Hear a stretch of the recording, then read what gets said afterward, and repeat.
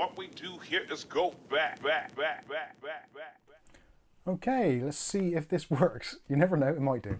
Good evening, everybody. Mike here, Mike's Unboxing Reviews and How To. It is the 12th of July, 2024. Hope you're all having a fantastic Saturday, stroke Sunday evening, depending where you're watching. And yeah. Sunday morning. Sunday morning. Yeah, it will be Sunday morning. What do I say? Sunday night. Sunday or night. Sunday evening. Whatever day it is. Fantastic. Hopefully it's working. Please let me know in the comments if it's working. Seems to have stopped. I don't know. Let's get out of the. Oh, it's the 13th. Sorry. Yeah, it's the 13th. You're absolutely right. I was in the wrong day. Did you say the 14th? 12th.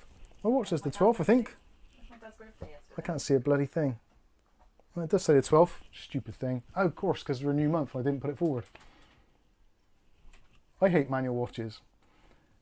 William Bodie says, why is the old mouse mat back? That's a good question. Dave was sleeping on it and he likes it, so I've left it in place. All looks good here. All well on my end. Excellent stuff. Nick Barnes says, missed the start with adverts. 2020. Thanks for watching the adverts. 2020? That's time. Oh, that's the time. I thought it was the year. I thought we'd travelled back into lockdown. Excellent stuff. Time when it's double figures. Right, let's see if the overhead camera's working. Yeah, that seems to be working well. And I've got my cup of chicory coffee. And stream desktop. Yeah, that seems to be working as well. Good stuff. So, let's get back to it. Good evening and welcome, all of you. Now, unless you've been hiding under a rock or you don't go on the line, words are hard tonight. I've been editing and filming all day. My brain is completely frazzled. Unlike a lot of people where Saturdays are their day of rest or Sundays, we don't really work like that here. It's very strange. Monday is normally the kind of our slightly more down day, although rarely it is, so. That's life when you're a YouTuber, I guess. Charles says, I find it strange that you have a Mandalorian desk mat, but the graphics are all Boba Fett. Yes, good point. Don't blame me, blame Lucasfilm Limited and Disney, I guess. Words is hard. I've got an eyelash going, not an eyelash, eyebrow, hair. That's the thing about getting old. Hairs start getting longer and growing out of weird places. Oh dear. Anyway, so yes, Amazon Prime Day is upon us, which I believe is the 16th and the 17th. So, what's that, Wednesday, Thursday? What day is it today? I don't even know what day it is. It's Saturday, obviously. Saturday the 13th. I'm going to have to click on the thing. Oh, why does that not work there? I don't know. Let me think. Actually, I'll just grab my phone, because as soon as I open up the Amazon app, it's going to tell me straight away. 16th, 17th, if you're looking for the date of it. Is it the 16th and 17th? I'm pretty sure. So what days is that? Is that Wednesday and Thursday? It's the, yeah, 16th and 17th of July. Which will be... Tuesday, Wednesday. Tuesday, Wednesday. Thank you. Well, you know, because that video's going out on 15th, which is Monday. Oh, yeah. Yeah, I should know this. We've actually... Although I haven't set it yet. Yeah, good point. We're actually doing a giveaway, which kind of coincides with Amazon Prime Day. So for those of you that were watching last week, you'll know that we had a keyboard come in from the good people at, if I can just find it, Keychron. And we've been doing a review of the Keychron K3 Max, which is a sleek, compact, wireless mechanical keyboard. Done the review on it, very nice, like this keyboard a lot. And after speaking to Keychron UK, they've actually agreed to send another one of these keyboards to one of you lucky people. Now sadly this is only going to be for the UK. It is a UK layout keyboard after all, but we will be doing, the video's going to go live on Monday, if I remember. Monday stroke Tuesday, 15th, yeah, goes out on the 15th. The competition will be open for 1 week, so it starts on the 15th. The links will be in the video description. You can join the competition. It's very easy to enter, it doesn't cost you anything, and potentially you could win one of these. The winner will be drawn on the following Monday at midnight, and then you'll be emailed to say if you've won. I will then send your details to Keychron UK and they will get in touch with you and say, what keyboard would you like? Obviously it's going to be a K3 Max, but whether it's an RGB one, a non-RGB one, whether it's certain type of switches, whatever you want in there, they'll ask you, and basically, yeah, you will win a nice new shiny Keychron K3 Max keyboard, which is very good, wireless and wired, Bluetooth, and 2.4 gigahertz. So that will be coming up very shortly. So it's nice to give something back to the community. We like that a lot. Thank you, Keychron. Thank you, Keychron. There's a super chat come in from Ugly Bob. There was one earlier actually, but I'll take a look at those shortly. So Ugly Bob's put in a £10 donation. Thank you very much, Ugly Bob. Says, I heard a rumour that Cadbury is bringing out an Oriental chocolate bar. It could be a Chinese whisper. Thank you very much. And with the £10 donation, chances are we'll be able to buy at least 2 or 3 of those. They're very expensive, aren't they, chocolate bars? Everything's expensive, which absolutely sucks. We don't like expensive stuff. But then we don't eat chocolate anymore. Yeah, we don't eat chocolate, so we're good people. There was another super chat earlier, I think, from Bob as well. There we go. Disco, disco, disco. The obligatory. Is it obligatory? I like it when it shines on the tip of your nose. The lights. Go on, aim your nose. I'm trying. Thank you very much, Bob. Much appreciated. It's disco, disco, disco. So, in case you couldn't find it. Because I've been video editing all day and basically I've not prepared anything other than the thoughts I've been having about Amazon Prime Day deals.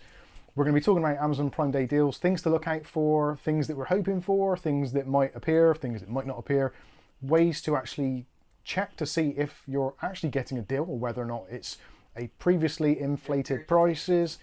Also, obviously, when there's a Prime Day deal on, a lot of the other retailers and manufacturers and distributors, etc., all get in on the act. And it's a bit of a jolly up, isn't it, for the industry in general. So pretty much everyone and their uncle will be having some sort of Prime Day sale to try and compete with Amazon. So for us here in the UK, the likes of eBuyer, Overclockers, Scan, AWDIT, etc., etc., other CCL, trying to think of other companies that we use or go to. But basically, yeah, there's going to be various other ones. So expect your email inbox to be absolutely littered with deals over the next coming couple of days. Chances are you've probably had some already. It does seem that whenever these Amazon Prime Day things come out, or even like Black Friday, that sort of stuff, it kind of, rather than being Black Friday, it turns into kind of Black Friday month. And yeah, this is the way it is. So hopefully there's going to be some good deals. There are some specific things that I'm personally looking for this coming Prime Day sale. Definitely going to be looking for some cheap M.2 storage. Definitely going to be looking for some DDR5 RAM. Potentially picking up some cheap DDR4 as the clear out continues on that. So do let us know in the comments what you're looking for. If there's anything you've actually got in mind already that you're looking for and desperately looking to get. Are you expecting day one of Prime Day to be basically rubbish and day two with a little bit of anticipation, but generally not being much at all? Unless Warren says AliExpress have vouchers all week.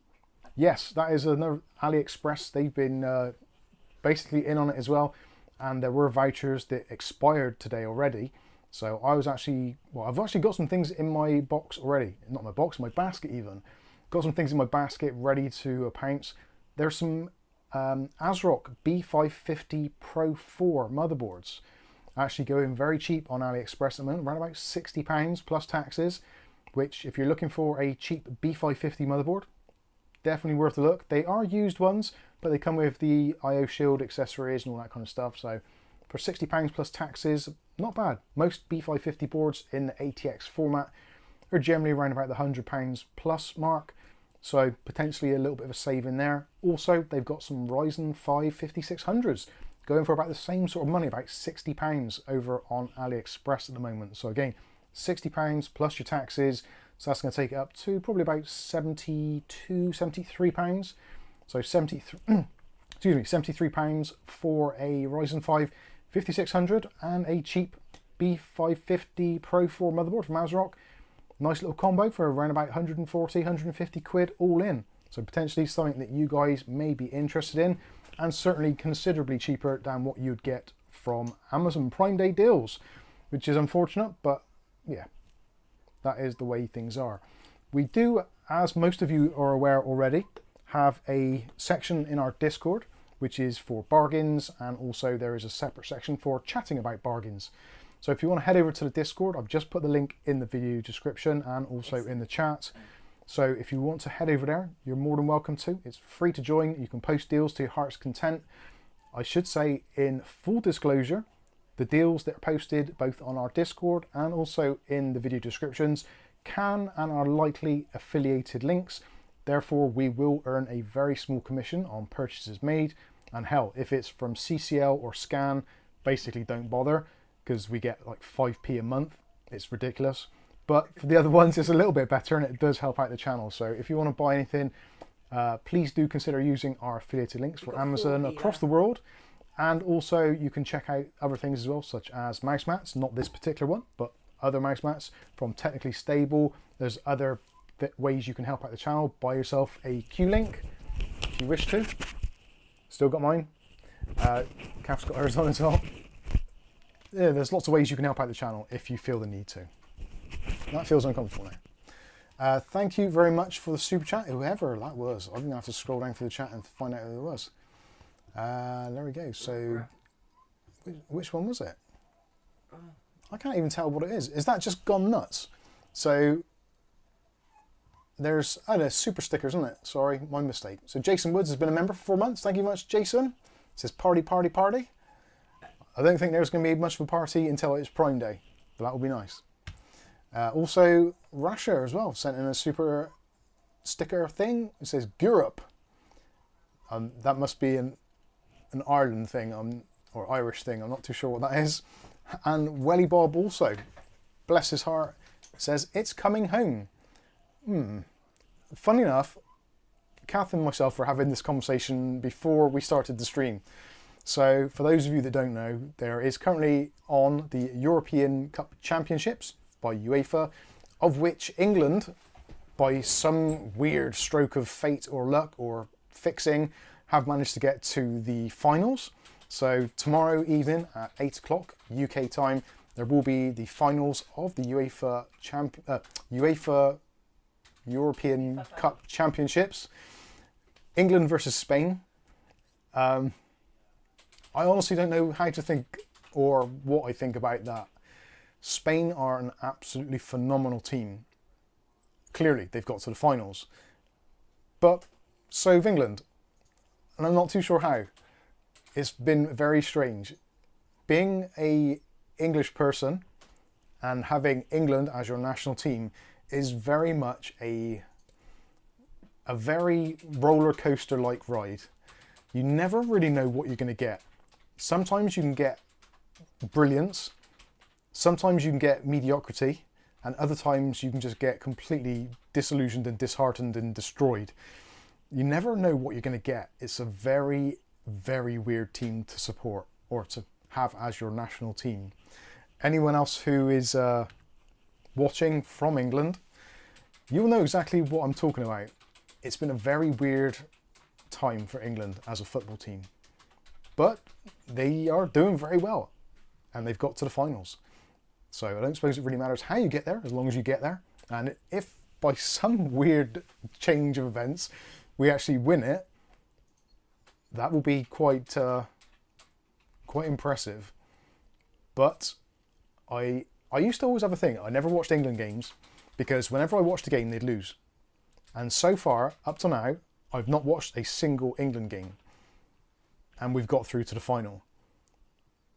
So tomorrow, 8 o'clock, I'll be thinking, do I watch it or not? I told you to not watch it for years. I don't have a TV license, so technically I cannot watch it. So I may have to look through someone else's window in the street. Or you can just have the window open. Yeah, having the windows open actually helps, because the window, you can just hear it, because there's a pub almost directly behind where we live. No, that closed down in lockdown, because it kept opening in lockdown. Well, yeah, if you go that sort of way. Which But basically, there's a lot of pubs around here. So if there's a goal, normally you can hear it. Anyway. Rasher says, watch it, don't be superstitious. The thing is, I've watched a lot of England games. That I only normally watch England or... And whenever he misses them, they always win. Yeah. Yeah, I do. It's... Yeah, if I don't watch it, they win.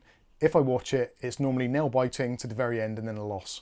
So I don't think I'm going to watch it. I might listen in the back garden to all the ambience around the streets and see what happens. I don't know. Presuming it's going to be sunny again. Yeah, if it's raining, I might watch it because there's going to be nothing else to do really other than edit videos. I won't be able to concentrate. William Bodie says it's all politics, so England is going to win, so people don't feel so bad over there because of Brexit. Funny enough, me and Kath had a very similar conversation to that. Not quite that, but yeah, along those lines, definitely. It's been a very weird time here in the UK, especially this week for us here in Bristol, in the southwest of England, because there's been quite a few weird things in the news. Potentially you've seen it in the headlines.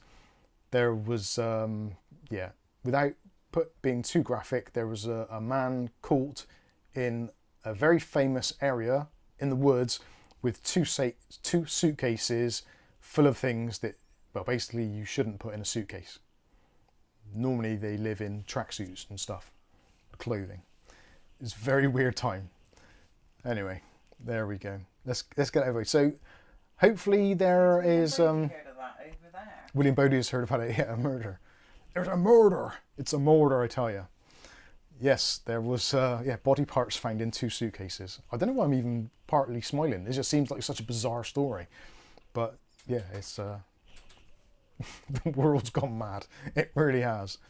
Well, that's not the first time, is it? No. Remember when we Let's were get off the driving to conversation. Cardiff and they had heads and stuff being found? Heads and feet or something. All right, thanks. Anyway, moving on. Tony says, and I'll be wearing my England shirt with pride tomorrow night. It's coming home. It's really nice to think that it would be coming home. So many years that we've been waiting for it, and yeah, generally pipped at the post in some way, shape or form. I actually feel quite sorry for the England team manager because he's probably been the most successful manager we've had probably ever, but yet people are calling for his head already. It's bizarre. But anyway, that is football. It's a very strange game. Tony says, I'm from Liverpool, born and bred. There has been all kinds of crap on Twitter about Scousers hating the England team. I am not one of them. I support England and Liverpool. Good for you. Yeah, I think it's nice to have a bit of pride in your country. And it would be nice for us, for England, who have had so many years of disappointment, to actually have a win. It's time. Although I think we've got more chance of winning Eurovision. But I could be proved wrong.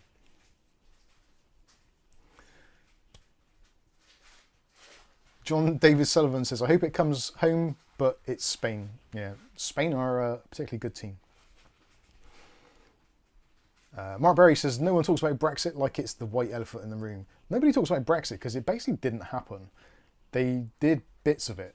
It was never what it was supposed to be, and it got so diluted as it went through that we basically still got all the worst bits of the EU Union and got rid of the good bits, or the better bits. Very, very strange. Didn't it take like 3 years for red tape to start with? Yeah, So and it was such a long, drawn-out process that it was just, yeah, it was ridiculous. Nick Barnes says, no chance at Eurovision. Yeah, I don't think we would. David Thompson says, are we allowed to be proud of England these days? Not really. It's a very weird thing. The United Kingdom's an odd place. If you're Scottish, you're allowed to be proud of Scottish. You can have your flags out. If you're in Wales and you're not proud to be Welsh, then it's basically like a criminal offence.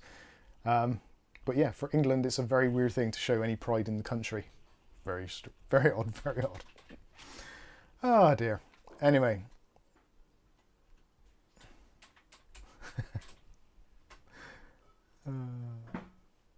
Yes, yeah, if it isn't coming in, we had, look on the bright side, we had Lewis Hamilton winning the British Grand Prix, which, yeah, that's pretty impressive. Good old Lewis Hamilton. Right, so we should start talking about computer stuff and the deals that we're looking for. Now, actually, today, I've probably made a big mistake. Today, I actually bought a Gigabyte motherboard, which I've been saying I wasn't going to do for a very long time. And I actually today bought the Gigabyte B650 Eagle AX, which, yeah, I'm not too sure why I've bought it, other than it was very cheap. So it is £139.99 from Amazon.co.uk. They had quite a few in stock. More sirens. that is why we don't have the windows open generally, because it's just sirens up and down the road at the back all day long. It is a blue light zone, so you get that. Also, yeah, so I bought the Gigabyte motherboard, and I'm not too sure how I feel about it. It's about £10 cheaper than the MSI Gaming Plus, which arguably is the better board. But a lot of people, you lot out there, have been suggesting that I get a Gigabyte motherboard and give them another try, because I was thoroughly disappointed previously. So I've kind of put my money where my mouth is, placed the order, and we'll see what it's like. Now, I've been reliably informed that the new BIOS is much, much better. The fan control software and the ARGB software is also much better than it has been previously. So we'll see. Hopefully it is. It can't really get much worse than Armoury Crate, which has been causing me more grief this week. I've basically got rid of Armoury Crate off my system, which disappoints me immensely, but it's got to the point where my PC is behaving very oddly at times. Now, unfortunately, I do have an Intel 13900K in there. So any of the problems that I'm experiencing with my PC could be originating from the processor, which is a really hard one to eliminate, especially if you don't have multiple spares, which I clearly don't. So yeah, the 13900K, that chip, and the 14900K, the disappointment that people have had, and again, unless you've been living under a rock, you'll know that the 13900K and the 14900K have been having lots of stability problems for certain people, not everybody. It's a very weird setup, and there's various videos out there from Gamers Nexus, Wendell, Level 1 Techs, and also Tech Yes City jumped on the bandwagon as well with some other thoughts on what could be causing the problem. It would appear that Steve from Gamers Nexus has some significant leads which could point in the right direction. He hasn't released the video yet, so we're yet to find out what the most likely culprit is, but it does seem at the moment that there isn't any one thing that stands out other than having terrible I/O. So the actual I/O controller on the processor seems to be the problematic thing. A lot of people complain that the 13 series and 14 series Intel processors were significantly higher latency than the 10th, 11th and 12th gen offering. 10, 11th and 12th gen offerings. That was hard to say. So yeah, we'll see what happens. My system isn't terrible, but I do get this weird micro stutter every now and then. And every single time I try to fix it, it seems to fix it for a little while and then it just reappears. And it could be at any point. It could be just on the desktop doing nothing at all, grab my mouse, go to move my mouse cursor, and there's like a 1 or 2 second just pause where it does nothing. And I thought it was maybe because I'm using a wireless mouse. Maybe it's the mouse isn't waking up. But then I tried it with a wired mouse and it's doing the same thing. I thought it might be I'm overloading the USB ports. So I've plugged in some USB ports directly into the mains to get power. Such as my separate monitor, my portable monitor, which I use as a portrait monitor on the side of my desk. And yeah, it's just, I don't know what it is. Like, you could be watching a YouTube video and it's playing, and then the picture will freeze for like a second. But then it'll carry on playing normally. But the sound carries on in the background. And then the picture catches up.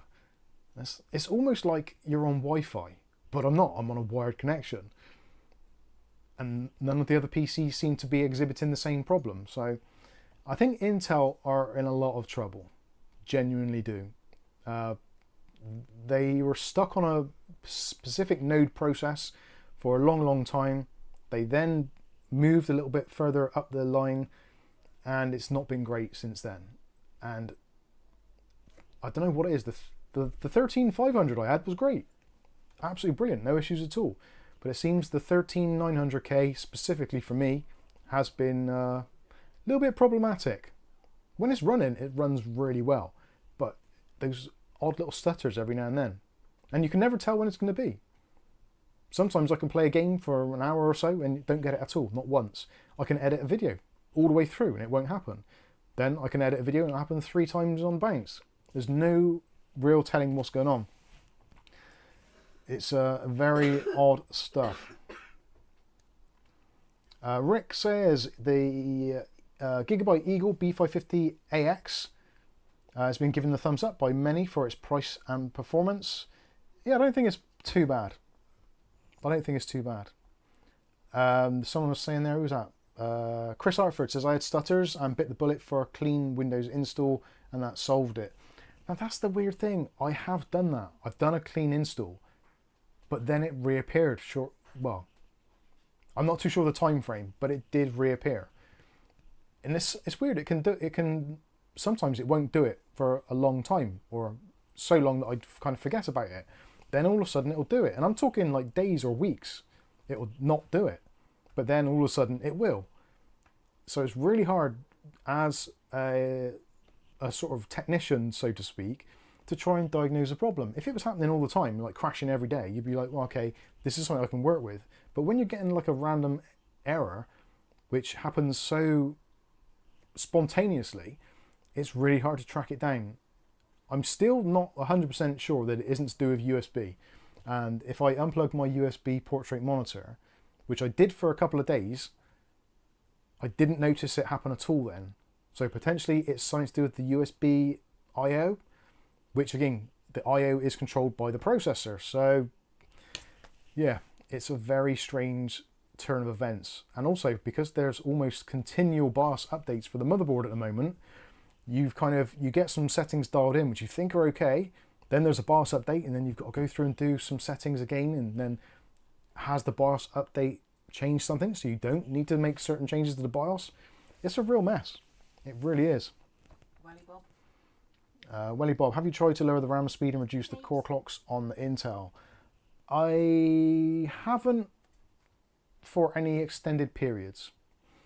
My RAM is actually quite fast RAM on the system. I'm using DDR5 7200, which is actually quite fast. Most people tend to use like 6000, 6400. So the RAM I'm using is a little bit faster. And it does almost coincide with when I changed the platform. Because when I had my Z790 Gaming Plus, the MSI board, I don't think I noticed the problem. It's difficult that, because there's been so many little quirks and oddities going on with the system, that I've never really thought about analysing the platform itself. But I might do that. I might change the RAM over, put some slower RAM in there, see how that helps. In terms of changing the clock speeds, I kind of have, but I haven't. So I've installed the BIOS, so I'm now running the Intel recommended settings. So PL1, 253 watts, PL2, 253 watts, and for the 13900K it's allowing up to 400 amps, I believe, on the VRM. I have also undervolted a little bit as well, which for 13th gen processor is almost a requirement because they do run very hot. Whether or not the undervolting has caused any of it, again, potentially it could have. It's a very minimal undervolt, so it's negative offset on the VRM of 0.05 millivolts. So it's very low.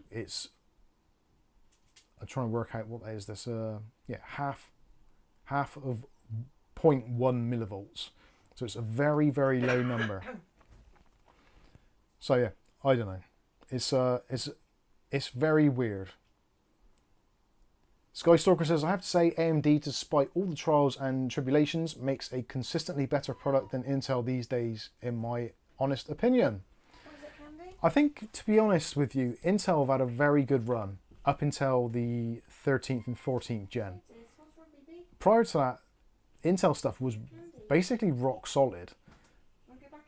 But yeah, 13th gen and 14th gen, it's just really sad to see. And Intel are not coming out and saying, well, we know what the problem is, even though it would appear from what some of the tech journalists are saying that they kind of know what the problem is, but Intel are reluctant to either acknowledge it or to try and fix it. They've been saying, well, it's motherboard vendors, they're setting the system stuff too high, but with the BIOS updates in place, it's still happening for a lot of people.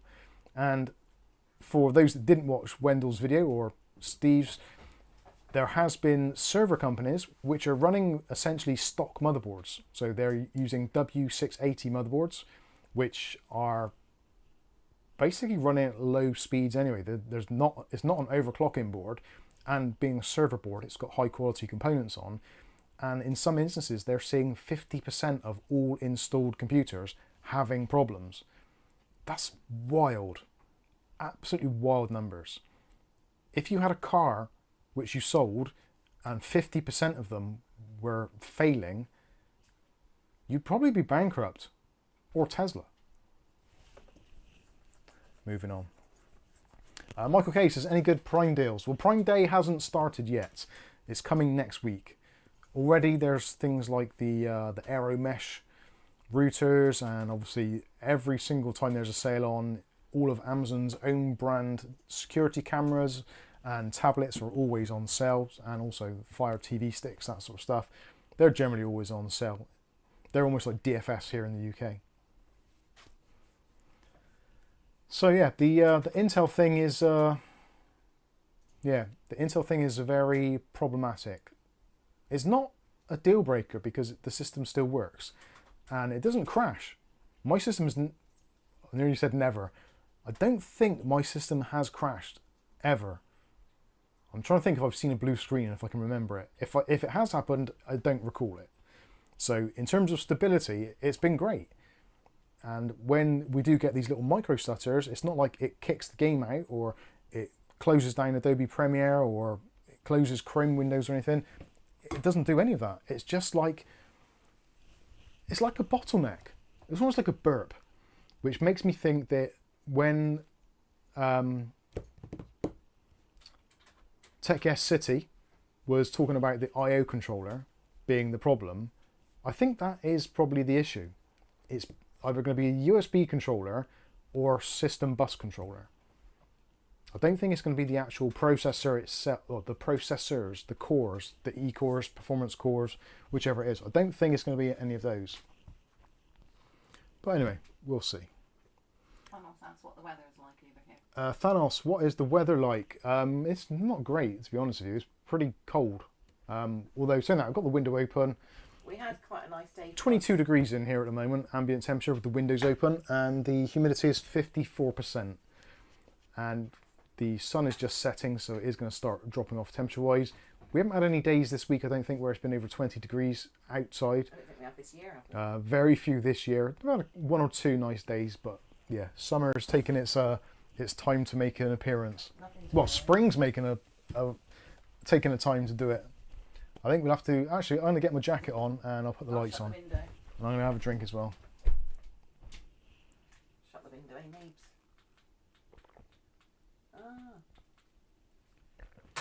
Rasher says it's 23.4 degrees in his PC room. It's raining in Sweden. We were meant to get rain today, I thought.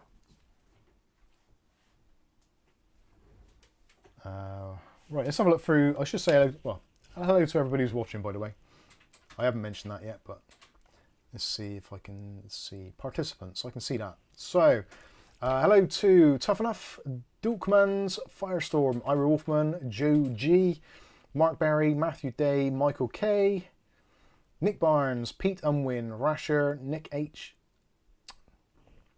Rick H, Ryan the Unknown, Torque Alpha, Viali 100, William Bodie, and Thanos. And the others we've probably said hello to already. I don't know why it only says that in participants, but YouTube's weird. And the tools are even worse. So Torque's at 18C. Mark Rose says, I was looking at eBay today, and why are old cassette tapes so expensive? Because they're getting rarer and people aren't making them. Greece is hot, yeah. The only thing hot in the UK at the moment is the, well, I was going to say the economy, but that ain't really hot either. Johnny G says, hey Mike, are you still using the A1 Mini 3D printer? I'm tempted by the A1, but not sure how much I'd use it. If at all, I think was going to be the last word. To be honest with you, I haven't turned it on this week, and I don't think I turned it on last week. No. I've not done anything with it. I don't know what it is.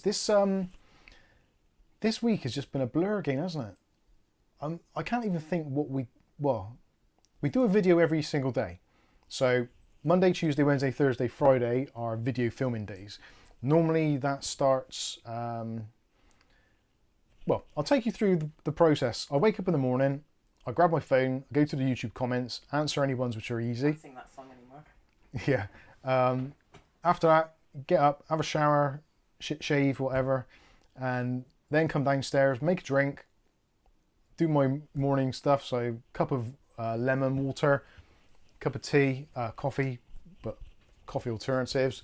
Come in here, sit at the computer, answer any of the questions which are longer, open up the emails, look through and see who's been complaining about what, who's got what to offer, and see what Chinese companies want to send me TAT to review. That takes a little while. Yeah, answer YouTube questions, then head on to Discord, say hello to everybody, make sure that everything's okay there.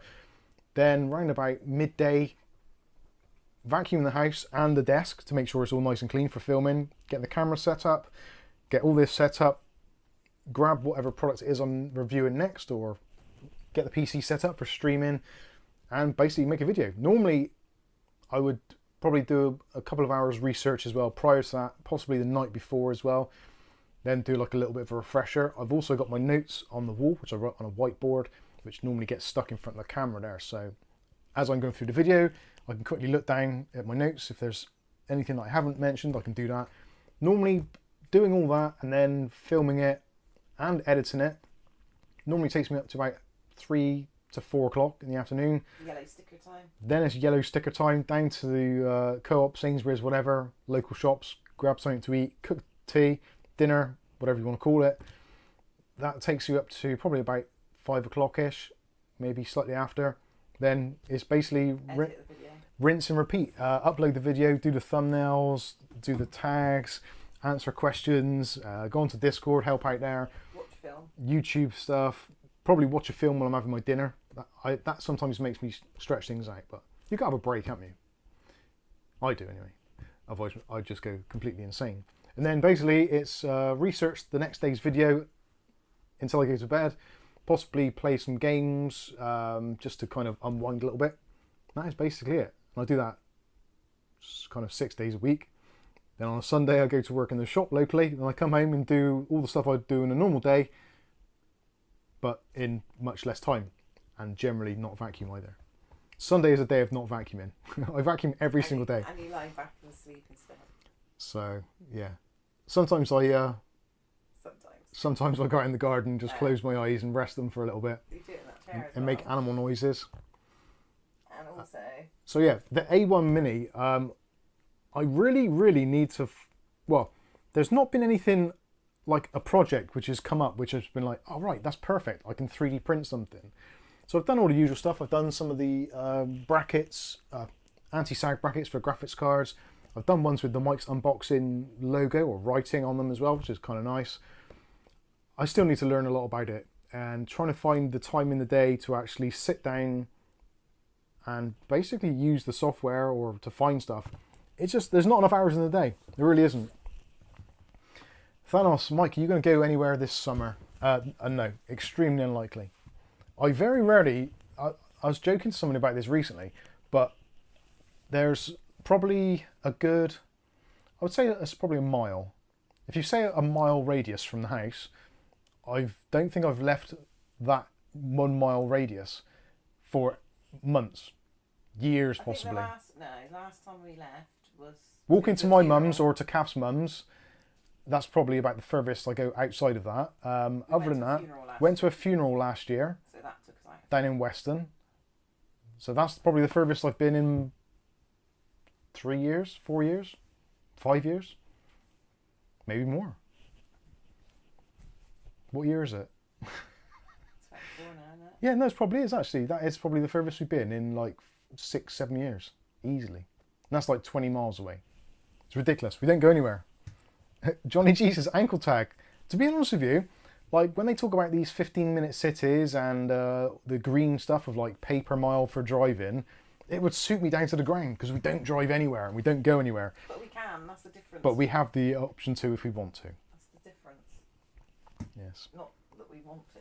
Nick Barnes says, where was the park you went with the camera? That was just literally at the end of the road almost. It's, well, the park is definitely less than a mile away, isn't it, I would say. About 10 minutes Well, walk. yeah, about a 10-minute walk. So as the crow flies, it's less than a mile, but That's walking less than a distance is probably about a mile mile. It's maybe not at the about a most. mile. Do you not reckon? No. I don't know how long a mile is. I might Even those count it. carriageways aren't even a mile long. Aren't they? No. Maybe not then. Yeah, it's less than a mile. We're actually very fortunate where we live. We live in a really nice part of Bristol where there's lots of local parks, there's lots of amenities, the local shops are pretty good. They could be better, but it is what it is. And it's all flat. It's all flat as well. Like Bristol's a pretty flat city in general, and where we live is very flat indeed. So yeah, it's quite nice.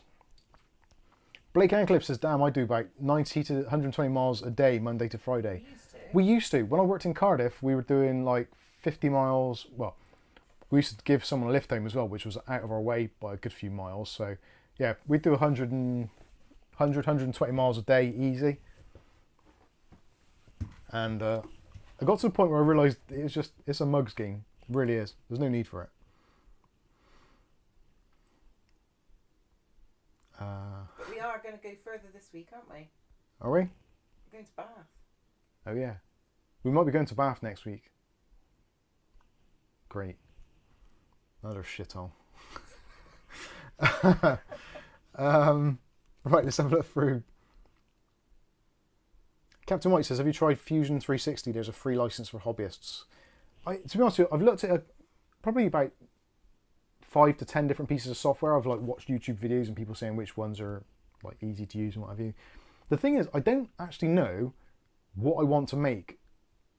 So it's almost like, you know when you learn in a programming language and you do the old kind of 10 print bracket your name bracket 20 go to 10 then run. Like you do that, you don't want to be able to do that, but it's just kind of like an introduction. I think I need to do some of those kind of introductory things to get a feel for it. I've tried doing a motherboard bracket, and actually I will show you it. It's rubbish because I went a bit wrong. So this was supposed to be a motherboard stand, but because the design was a lot bigger than what the bed would print, I shrunk it all down, but then I think I've taken the dimensions completely wrong. And basically now it's like a stand for a piece of paper, if I can find a piece of paper. Got a piece of paper there, like A4 paper or something? But it's got our credit card details on it. Yeah, better not use that then. What have I got? It's an A4 piece of paper stand, which it's probably not big enough for A4 paper. Yeah, it's a fail. It'll do A4. Almost. So it's got little lips on the front, so it's supposed to hold the motherboard in place, but yeah, because I shrunk it down so much, it essentially worked out to be rubbish. And I went wrong because when I made the design, I put in this extra brace for the sideways, but I then realised that you can't print in thin air because it would need supports, and I didn't, so there was all like fuzz coming out of there. But it actually worked, and it is in there, and it's pretty solid, but it's kind of useless. But as with everything, you make mistakes. Angel for her birthday. Yeah. It's an A, look. Hey G Rich, how you doing? So yeah, it is great. Put a photo on it. I could put a photo on it. Oh, actually, where is it? It's behind here, isn't it? Oh God, I've knocked Boba off. Hang on. Wonder if it'll. This is a card I got in during lockdown, actually, from the guys on the Discord. There we go. It's perfect for that. Absolutely perfect. And actually, Dave Aitken, if you're watching, you probably won't be because he's got a young child, and I know what it's like to have a young child. I might actually see if he can make this into a 90 by 30 for a mouse mat. Just spin those round on their axis a little bit and get rid of the Merry Christmas bit. Actually, maybe leave the Merry Christmas bit on. Maybe we'll get those printed out and have those as Christmas gifts to some of the patrons and members and benefactors of the show. I think Bob remembers that. Yeah, that was there's some cool things on there. Put a YouTube gold thing on there. What's that? YouTube Gold. Silver thing. Oh, the silver plaque. You could probably destroy it. Yeah, destroy that. It's pretty strong though. Anyway, we'll see what happens there.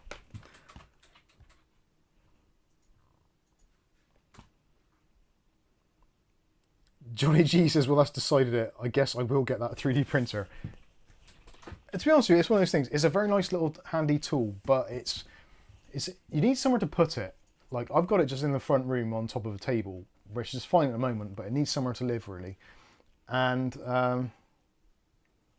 yeah, I don't know. There's lots of things that I think I would like to make with it. I want to go into doing the 3D printing little cases again. But then, it's one of those things that, like, even if you 3D print your own case, it's still probably not going to be as good as one you can buy off the shelf, which, in terms of, like, time is money, sometimes it's just better to just buy one and see what it's like. Speaking of which, I'm not sure if I mentioned in the video last week, SSUPD, or SUPT, which is the sub company of Lian Li, are actually sending us a case to review, which is their new Meshroom D, which is an interesting case. It's basically the Meshalissa, that's why I never reviewed that case, because I can't sell it. The fuck's sake. The Meshalissa, how am I going to do the review? I can't even say it. I'm going to have to get a little card up. Actually, I'll just write it on there. The Meshalicious, I did it when I'm not looking at the camera. That works. I edited that in. Don't tell anyone. Yeah, so the Meshalicious, oh fuck. That case is the upright version. The Meshroom D is essentially the same case but turned on its ass, and possibly a little bit easier to work in for some people. So that is going to be coming through shortly. They are sending that over for review, so that'll be very cool. And I'm actually getting it in grey. Rather than black or white, as most normal people would, I'm getting it in grey. Cheers, Jason. Enjoy the rest of your weekend.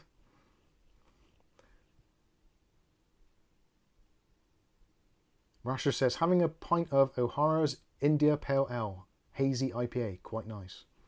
Good. Johnny G says it rolls off the tongue. It does. Shiny Helmet says, if he 3D printed his head, he'd literally be Crichton. Thanks. Johnny G says, Lian Li are great cases. Yeah, I think the mesh cases from Lian Li, sister company, they're quite good designs. They're quite nice, but they suit a certain demographic, and I think it's those that are probably more style conscious than into performance. Now, don't get that, like, don't take that out of context. They aren't poorly performing cases, but as with any small micro ITX or any ITX or micro ITX, oh God's sake, words is hard. Any small form factor case, there's always going to be some form of compromise. That's just the way it is. So whether it's going to be airflow, whether it's going to be restrictions of height for coolers, whether it's going to be the lack of opportunity to put water cooling in, hard drive storage, whatever, the size of the power supply even, there are always going to be some kind of issues that you're going to face when you're building one, which I think for some people is part of the whole challenge, and why generally a lot of boutique manufacturers don't tend to go down the ITX or mini ATX form factor, because if you have to kind of take a customer order and they say, right, I want this, this, this, and this, and I want it in this case, then it's like, oh God.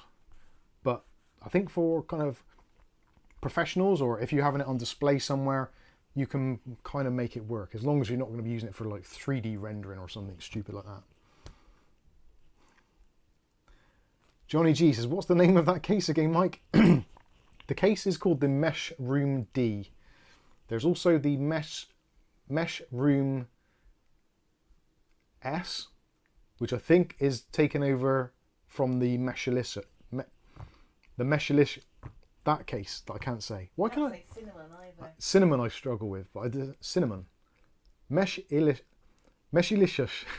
How many sausages can you get in Sausage. That's what Oh dear. Sorry.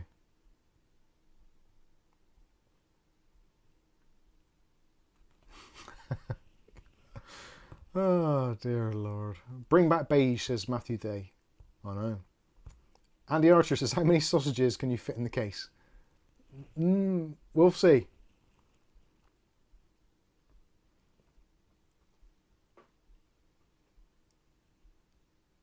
Joe says, for value for money, yes, buying a case is more practical, but if you want to do it for the gratification and fun, then 3D printed is not out of the question. Yeah, I wish, like, the what was that little case I did? The Little Boy S, which I've still got in the front room, actually, still assembled. If I could get the designs for that and put in, like, cut the panels a little bit and just extend it just slightly, I think that would be a really nice little case. It's great anyway, but it is extremely restrictive when it comes to the graphics cards, which was disappointing, really. Well, not disappointing, because obviously you can just print something bigger. But, yeah, I had to go and buy a graphics card for it, which was small enough to fit in there, and there was basically one that was able to fit the bill, which was that Zotac RTX 4060. Now, I've actually since taken that out and actually sent it back for two reasons. One, because I thought it was a lot of money to invest into a GPU, which I would basically use probably once or twice a month, if that. And also, it was reduced by 20 to 30 quid almost 2 or 3 days after. So I thought, well, actually, Amazon give you the option to send stuff back within 30 days. So kind of circling back around to the Amazon Prime Day. If you have bought anything recently and you notice it on Amazon Prime Day, it's actually cheaper, you can just order it again and send back the old one and get a full refund in general, as long as you haven't wrecked it. Or potentially you can actually get through to their customer support people and say, look, I've got this, it's now on Prime Day deal, do you want to refund the difference, or shall I just send this back and I'll buy that one? Normally, if you're up front and honest and say, look, I'm just going to send this back anyway. So saves the green whatever, like sending a parcel out and shipping another one, just refund the money to my account. It's so much easier.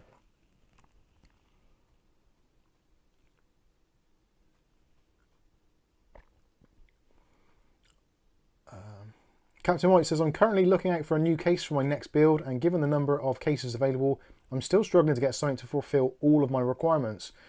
Asus AP201 is probably what I'll use. Yeah, the Asus AP201 is a really nice case.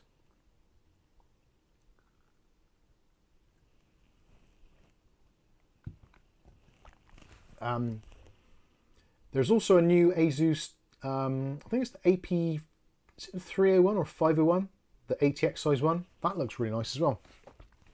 We've got some new Lian Li cases coming as well later on in the year, which is good. Matthew Day says, and then they made a small 4070. Yeah, that was another thing as well. I don't think it was quite as small, so I don't think it would have fitted in where I wanted to, but it was very close. Zero Defect says, is that cheap GameMax SFX PSU still alive? Yeah, it's actually in the PC in the front room, and it's been fine. But then it's now only running a Intel 12400. Mike, what is your thoughts on the MSI fiasco? I think I mentioned this already somewhere else, but yeah, the MSI thing, it's totally expected. And I know that, who was the other company that got caught out? Was it Asus? Can't remember. Was it Asus? Who was the other company that got caught out recently with that as well? I think it was Asus, or Asus. Yeah, it's going to happen to them all sooner or later, because it's just the way that things are. Most companies, you look at the, there's been that massive data leak of, what was it, 10 billion usernames and passwords. Now, it isn't a new thing, because it was basically the previous 8 billion one with extra ones added on. So it's not like it's all new and it's not unheard of. It's it happens all the time. Companies are basically rubbish, and human beings are rubbish, and AI is rubbish. So put all that together, along with having all of your private and personal details on a computer, either in your home or in someone else's home or in someone else's cloud, it's just a matter of time. It's inevitable, it's going to happen. And every company will suffer from it at some point or other, guaranteed. on a long enough trajectory and long enough timeline, it will definitely happen. And you will at some point have your data compromised. It happens. I get notifications from haveibeenpwned.com or .co.uk, whichever it is, from my various emails, and quite often, once, twice a year, you get a thing saying this email address has appeared on the dark web somewhere. You might want to change your passwords. It's like, it's just par for the course these days. Oh, Zotac, that was it. Yeah, thank you. Asus, Zotac have done it. It's all going to happen. It's going to happen to every single company, no matter who it is. They generally tend to try and target larger organizations. But if there's something which is basically wide open anyway, then it's a lot easier to do it. And quite often you can do this. I've done it before. I've searched terms previously. Not exactly like that, like MSI RMA, but I've typed in other things similar to that, and it has shown, kind of publicly shown servers that it shouldn't. Now, I haven't clicked on them because I'm not an idiot, and I'm not kind of that way inclined. I don't want to know that stuff. It doesn't have any interest to me. But there are publicly facing servers everywhere. That is the nature of the internet. There are servers everywhere, and they're all connected somehow or other. And it only takes one update or one administrator to put in the wrong tick box somewhere, and suddenly that's it. You've had it, and all your information's gone. It's just unfortunate that it would be nice if there was some... Now, some people are going to hate me for saying this. CAF probably being one of them. But I'm actually all for biometrics. But it has to be done in the right way.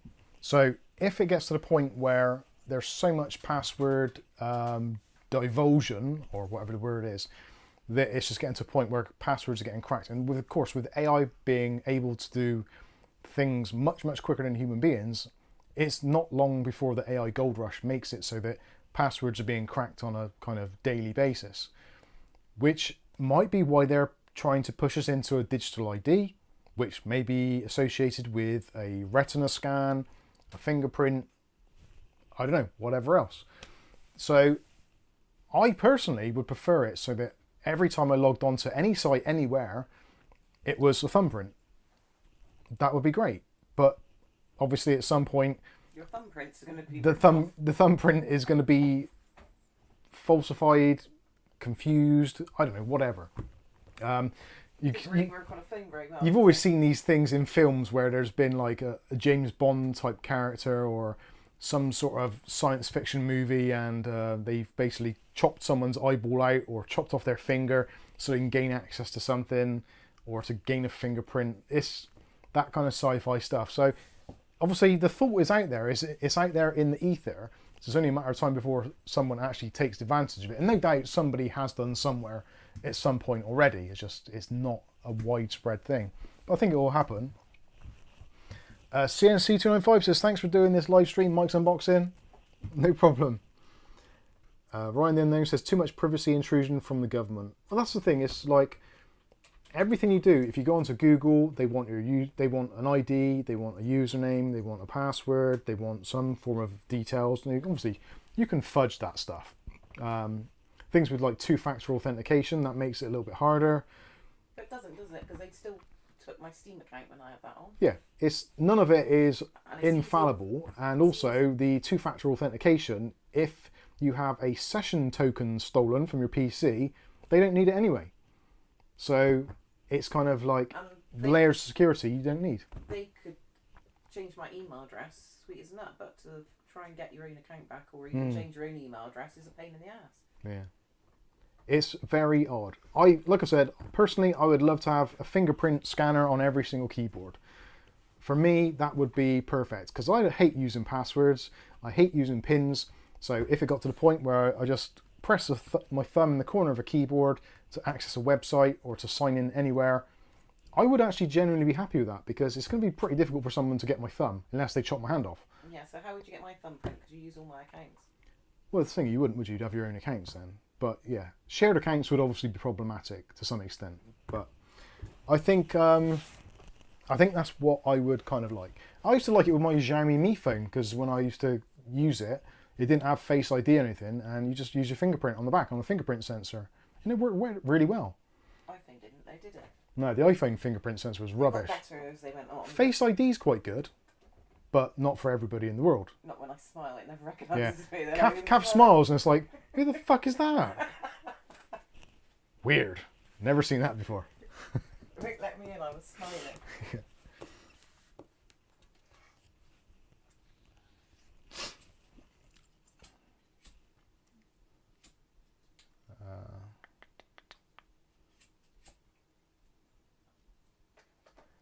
Shiny Helmet says no current password is safe from quantum computing. That's it. If they put enough resources behind it, they'll crack anything they want to.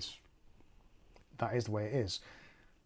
Obviously, at some point, there'll be some way of cloning your fingerprint, your eyeball. And I suppose in the perfect world, you'd want multi-factor of that. So maybe Windows Hello to scan your eyeball, plus then your thumbprint. Because then you'd have to have your eye and your thumb. But yeah, it's not perfect.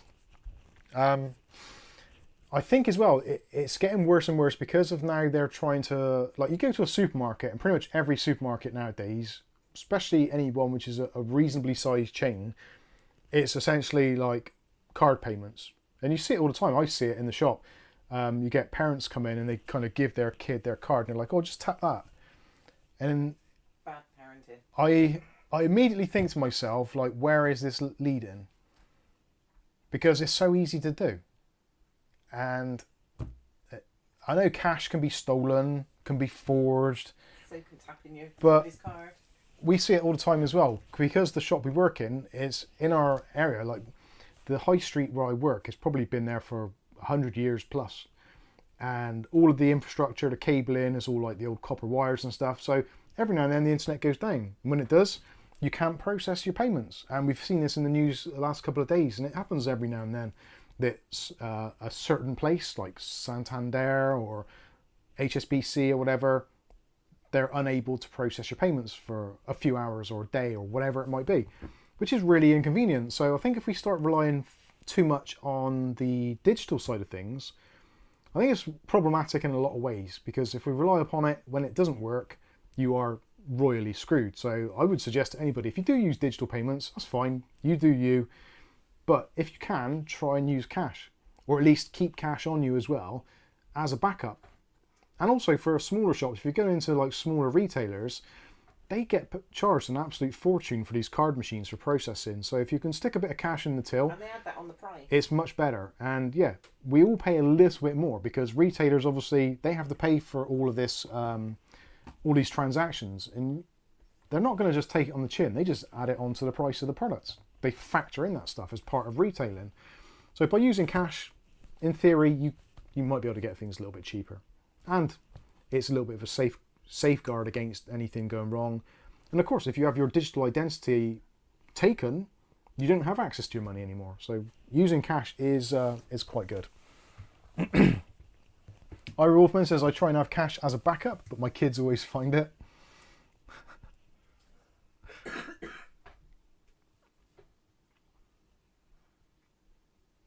Crypto KG says, crypto for the win. Banks will use blockchains soon, so no downtime. I don't really understand how blockchains work, but I'm assuming if the internet goes down, blockchain goes down as well. And it would resume when the internet comes back up. I'm guessing, being that it is a blockchain, there is a chain of command. So being decentralized still means that there are some weak links, just not as many. I don't really understand it fully, if I'm completely honest, so I'm not going to say too much on that.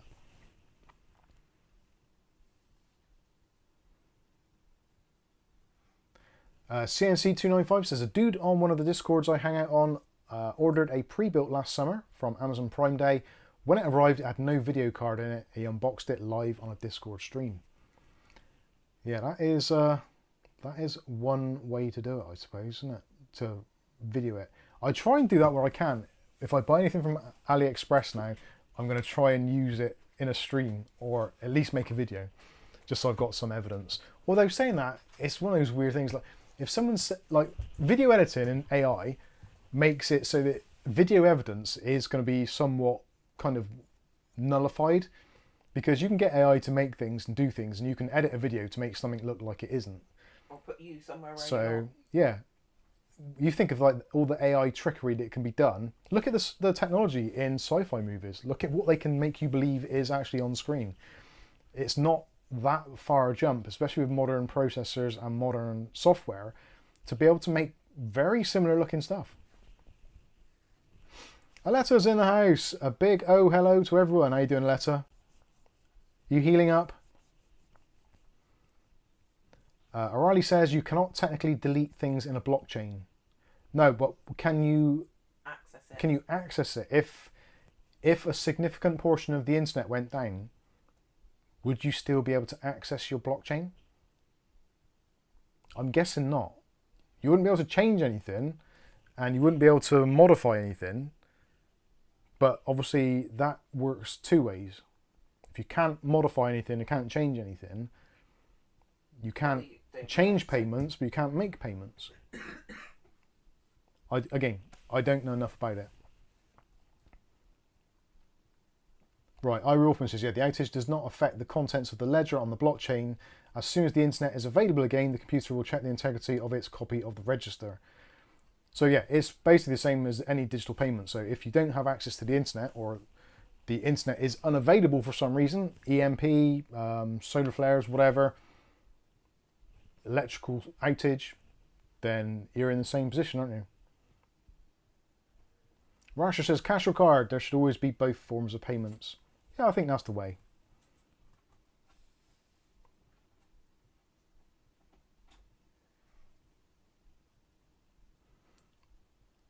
Crypto KG says, research Casper and Tangem mic. That's the future. Okay. Mark Berry says, let's hope we don't end up with a social scoring system like they have in China. Now, I'm smiling when I say that, because I don't think we're that far off it, to be fair. A lot of people are like, oh yeah, here we go, silver hat stuff, but it's coming. It's not that far away. And I think if the government could do it without a mass rebellion, they would do it now, straight away. Because almost every single political leader has always said they admire the Chinese way of life and the way that the Chinese government works, because they have ultimate control over basically kind of everything you do.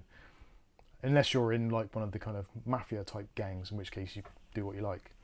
But yeah, in China it's very strict. You have your social credits, your social credit scoring, your CO2 allowance, and all that kind of stuff. And yeah, I think it will eventually be here. Just a matter of time. Like Rhino the Unknown. People label everything a conspiracy until it comes true. Yeah, that is very true, yeah. But a conspiracy theory is only a conspiracy theory for about 6 months. But I saw a meme this week. Why do they call it a conspiracy and not a lie? Yeah, that's a good point. Rick A says, lol, I love tinfoil hats. I think the tinfoil hat brigade are unfairly mocked, because they're just thinking outside of the box and looking at possibilities. I think it's actually good to look at possibilities. Yeah, you've got the reality, you've got potential, and you've got possibilities. And I think it's good exercise for your brain to just look at all of it. People who label people tin hat wearers, I know for some things, like when they say that there wasn't a moon landing, there's reasonable evidence to suggest there wasn't, but there's reasonable evidence to suggest there was. So what do? I think actually thinking about it and discussing the options is really good. It's a good mental exercise to try and work out the puzzle. I wouldn't consider it being a tin hat thing.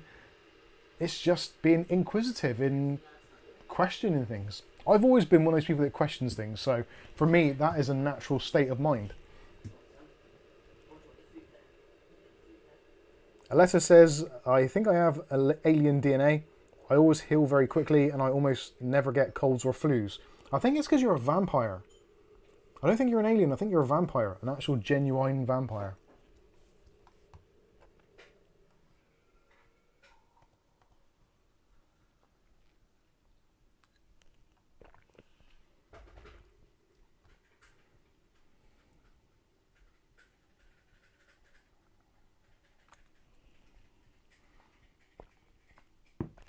CryptoKG says the Y-Files really opened my eyes, lol. I actually watched some of that as well. It's very open-minded. It's quite funny as well.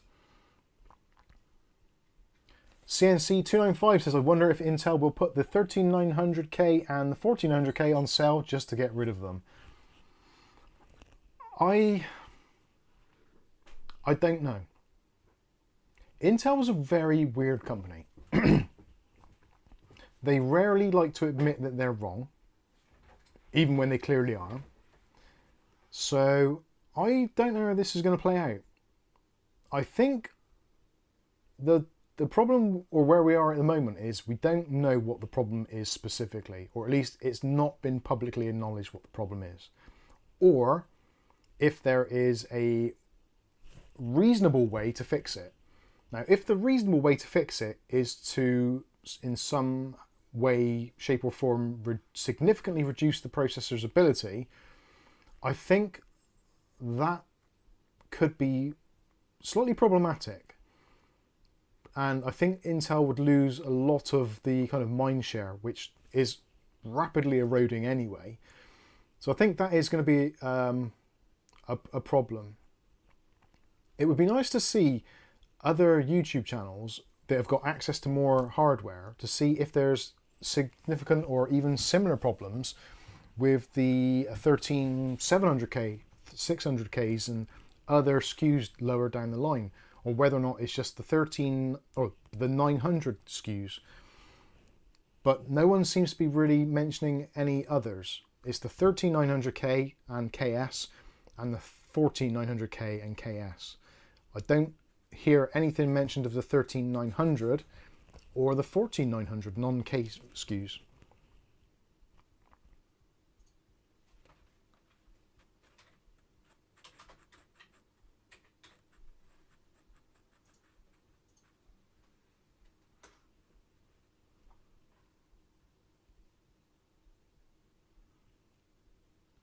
Just reading your comments now. A lot of you are saying, yep, question everything.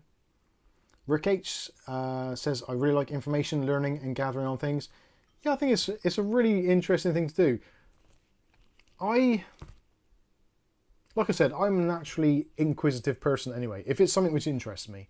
If I'm not interested, then I don't care less. I really don't. Things like the kind of space and the moon and all that. Are we in a dome? Is it an illusion? Is this the Matrix?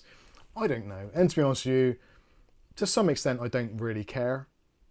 I've got no way of proving it one way or the other. It's not going to affect your life as such. Apart from it being lies. Is it going to change my life? Like, yes, I've been lied to, but I've been lied to before, so nothing's going to change there. That's the way the world is.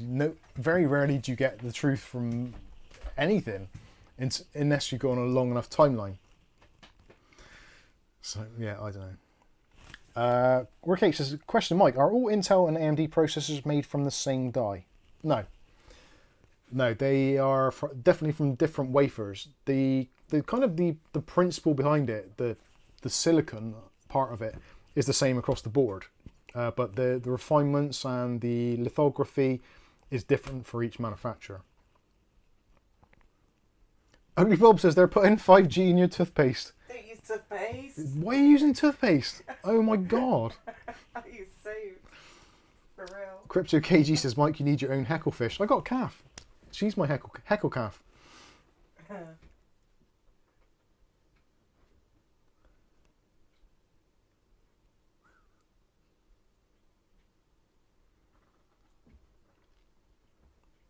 iWolfman says, many struggling with instability on 13900K and 1400K. Prevalent cause is the motherboard's auto settings or enforce all defaults, which may not apply the correct defaults for the CPU. That's already been debunked. That hasn't been a cure. And like I said earlier, I'm not sure if you caught it, the majority of the servers which are using 13900Ks and 1400Ks are server motherboards. They don't have that option. So there's no... well, arguably they are running at the default Intel specs, but what those specs exactly are, I don't know. But they're saying that a lot of them have applied various patches and even got to the point where Intel have replaced processors en masse, like loads of processors, and said like, If you've got 13900Ks which are crashing, we'll replace them with 14900Ks. Job done. And those have still been having problems. So I don't know.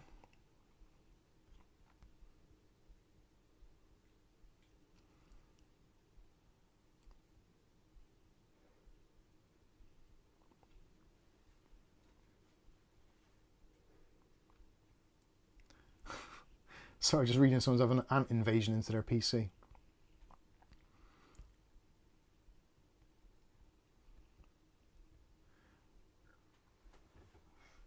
Skystalker says, are we not supposed to brush our teeth anymore? Well, there's popular scientific belief that, yeah, I've got to be careful what I say here. There is fluoride in toothpaste, and fluoride is generally deemed as being a bad thing to be ingested. Now, it is very small amounts, but if you, actually any of you can do this now, go to your bathroom. I don't think it is on English ones. Oh, what about the poisons thing? Yeah.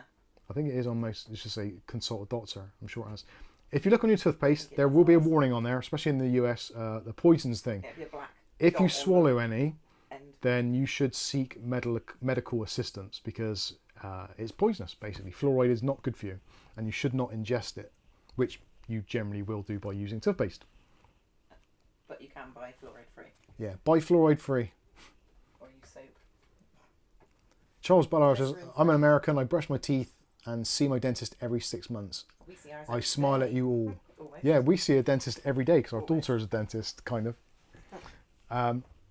Actually, this is another conversation we're having on Discord this week. I have not been to the dentist for a checkup or any work since 1989. They're still there, just about. They're not brilliant, but they work. They're broken or anything though, are they? No. Rasher says, my family haven't used fluoride toothpaste for years. Yeah, we haven't. Kath actually uses olive oil soap rather than toothpaste. I use the Kingfisher fluoride free. But then they do make fluoride toothpaste in the same factory, so I do wonder. Yeah. And also, I might make my own, because Rick says he makes his with baking powder, but I might do it. Mark Berry says, should they be putting fluoride in the water then? Well, technically, no, they shouldn't.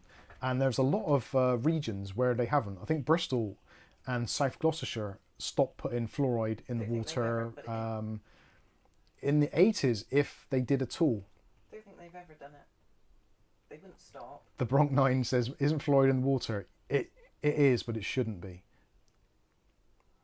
Yeah.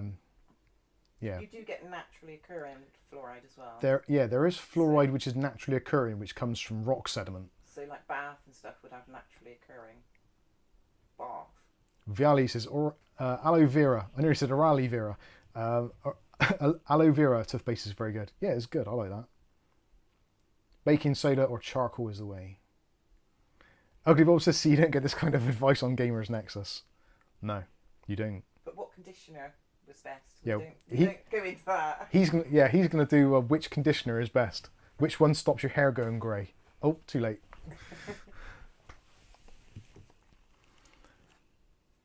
Or aloe vera on your teeth. Yeah, get some aloe vera on your teeth. Yeah, that's right. I still see that book in the co-op with his name on. Charles says, I filter the water I use when I'm done. It has 0 ppm total dissolved solids. See, that's good and also bad at the same time, because there is actually some minerals within water which are actually beneficial and actually necessary for the body. I don't know, I've read both sides of that. It's a two-way thing. Sometimes you accumulate too much. So Glenn's in the house. Distilled, it takes all the excess out. Rasher says, no, they shouldn't be putting in water because there's no way of knowing how much anyone consumes. Exactly, yeah, because it is a poison, effectively. And they shouldn't be medicated. And it also enters through your pores, correct. Word up to the Glen. Skystalker says, I like my fluoride toothpaste. I need my teeth for at least another 30 years. You need your teeth, but you also need your mental faculties. Otherwise, you'll just be there chomping away, not knowing what you're doing.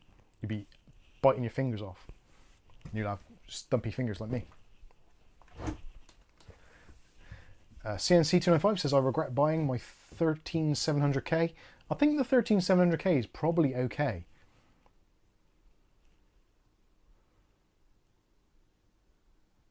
William Bodie says, question, are you going to show that keyboard soon? Well, I didn't actually show it in the previous stream, I think, but I will get it out and have a look. For those of you that are late joining, good evening. Welcome to Mike's Health Unboxing Reviews and Whatnot Do's. Conspiracy How-Tos. I am going to have to get a silver hat. Actually, I might do that. I might get a silver tinfoil hat and have it to the side, just so that when we go off on one, I can just quickly put it on. Just so that YouTube don't ban me. Anyway. So, for those of you that are late, there is going to be a giveaway for, not this keyboard, but an identical, oh, nearly dropped it, for an identical one. So this is the Keychron K3 Max. This is a extremely slimline, portable, almost pocket-sized keyboard. You'd need some big pockets or a very big ass. Then, yeah, this might be right up your street. You can use it on USB, as you would expect, because it's wired as well. But it also works on Bluetooth and also 2.4 gigahertz, which is new to the Keychron range. You've got low profile, hot swappable switches in here. This one currently has got the reds, Keychron MX LP 2.0s. I had to think then. So these are a linear switch with basically no tactile feedback other than when it bottoms out. So I like these. These are great for gaming, but this keyboard really kind of designed for content creators, I think, more so than gamers, but either way, it is slimline, kind of thing you would replace the Mac Magic keyboard with, and for considerably less money. This will retail in the UK for somewhere around about £100, which I think is actually good value for money. And you've got a switch on the back, so you switch it between Windows mode and also Mac OS mode, and also on, off, and wireless mode. So let's stick it into Bluetooth mode. And there's a very subtle amount of RGB. So it's not going to be blinding. But yeah, a very nice slimline keyboard, compact, portable, and I think the grey keycaps in the kind of two-tone grey, I think those look really nice. And the little accent escape key, there is a replacement in the box, so if you just want a grey one, you can do, so it doesn't stand out too much. I think this is going to look really nice with the giveaway's UK, what's isn't it? The giveaway is for UK only, I'm afraid. So you can, if you want to enter it and you want to use a UK address and have someone forward it onto you and pay the customs charges and stuff, do what you like. But as far as I'm aware, Keychron, because it's Keychron UK and it's a UK orientated giveaway, they will only do it to UK addresses. So do bear that in mind. And we're not involved. We're just doing the draw and hosting it. The email address will get sent off to Keychron, and then all of it will be down to them. So you can discuss things with them should you want to, but officially it's a UK only giveaway. The giveaway starts as of Monday morning. Yeah, first thing Monday morning when the video goes live. There'll be a week, then the draw will happen on the following Monday. Well, like Sunday into Monday morning. Emails will go out. If you don't reply in 2 days, another name will get called, etc, etc. So you get the general idea anyway. So yeah, Keychron K3 Max, metal body, nice and solid, nice keyboard. I like it. For me personally, on a long-term basis, I definitely prefer using a full-size keyboard. Even though this has got actually there's something very cool in it. It's got a snipping button or sniping button. So I'm not sure if my Bluetooth's not on. But you can press that and it'll do the screenshot thing. So you can take a screenshot, which is quite handy. Again, kind of aimed more so towards content creators. But it's quite at home gaming or whatever you want to do. So yeah, there you go. Keychron K3 Max. And it comes with all the usual stuff. You get USB cable, you get keycap pullers, switch pullers, keycap pullers, all the usual stuff. But Keychron stuff is very high quality. And I would say you got kind of Keychron, you got Ducky, and a few others, which are all in a sort of maybe ACO as well. They're in a very similar kind of ballpark where they're more of a DIY type keyboard, but in a more mainstream way, so a bit more accessible. So yeah, there you go. There is the Keychron K3 Max. again, this is the UK one. You get spare keys as well, so if you want it to be in the macOS layout, you can do, or you can use the UK layout. The choice, as they say, is yours. Potentially, I'm not too sure what I might... If the giveaway is very popular... How are the keys printed? The keys are PBT keycaps, and they're double shot.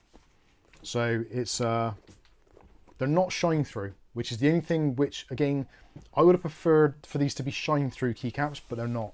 They are not shine through, but they are PBT and they are double shot as well. Tip of the nose. And thanks for the super chat, Glenn. 420 blazing says I'm back at work. Pun intended. Because he had bad back.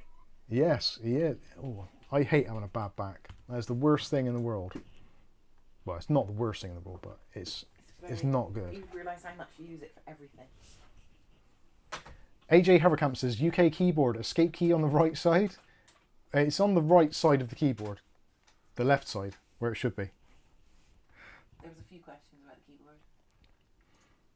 keyboard. Alright. How are the keys printed? They're PBT double shot keycaps. It is Ugly Bob says one of my team has one of those. Stunning keyboard. It is very nice.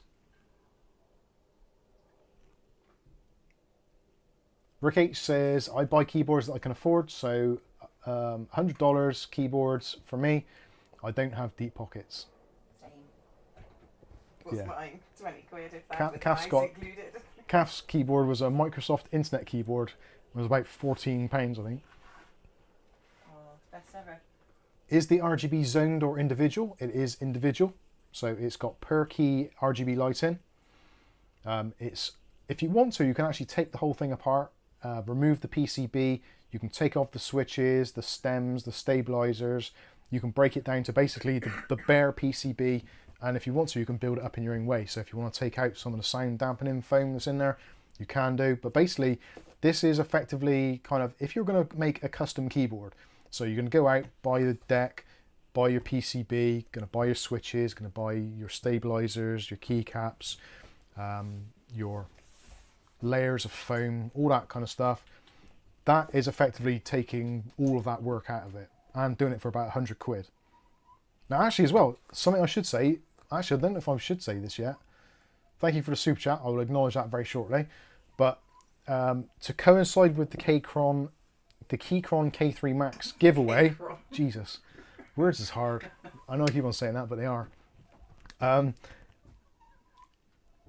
When it comes to Amazon Prime Day, Keychron, like many other manufacturers and retailers out there, have jumped on board as well. So as of the 15th of July, or basically when the Amazon Prime Day sale starts, Keychron UK are also going to be having a sale with 20% off. Now, 20% off a keyboard is actually quite a lot, especially like if it's a £100 keyboard. That takes down to £80, and that makes that a lot more attractive.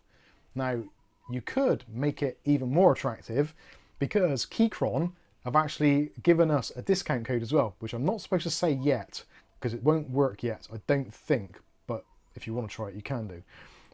If you go to Keychron UK, place an order, if you use the discount code Mike, you get a further 5% discount. I know 5% isn't a lot, but 25.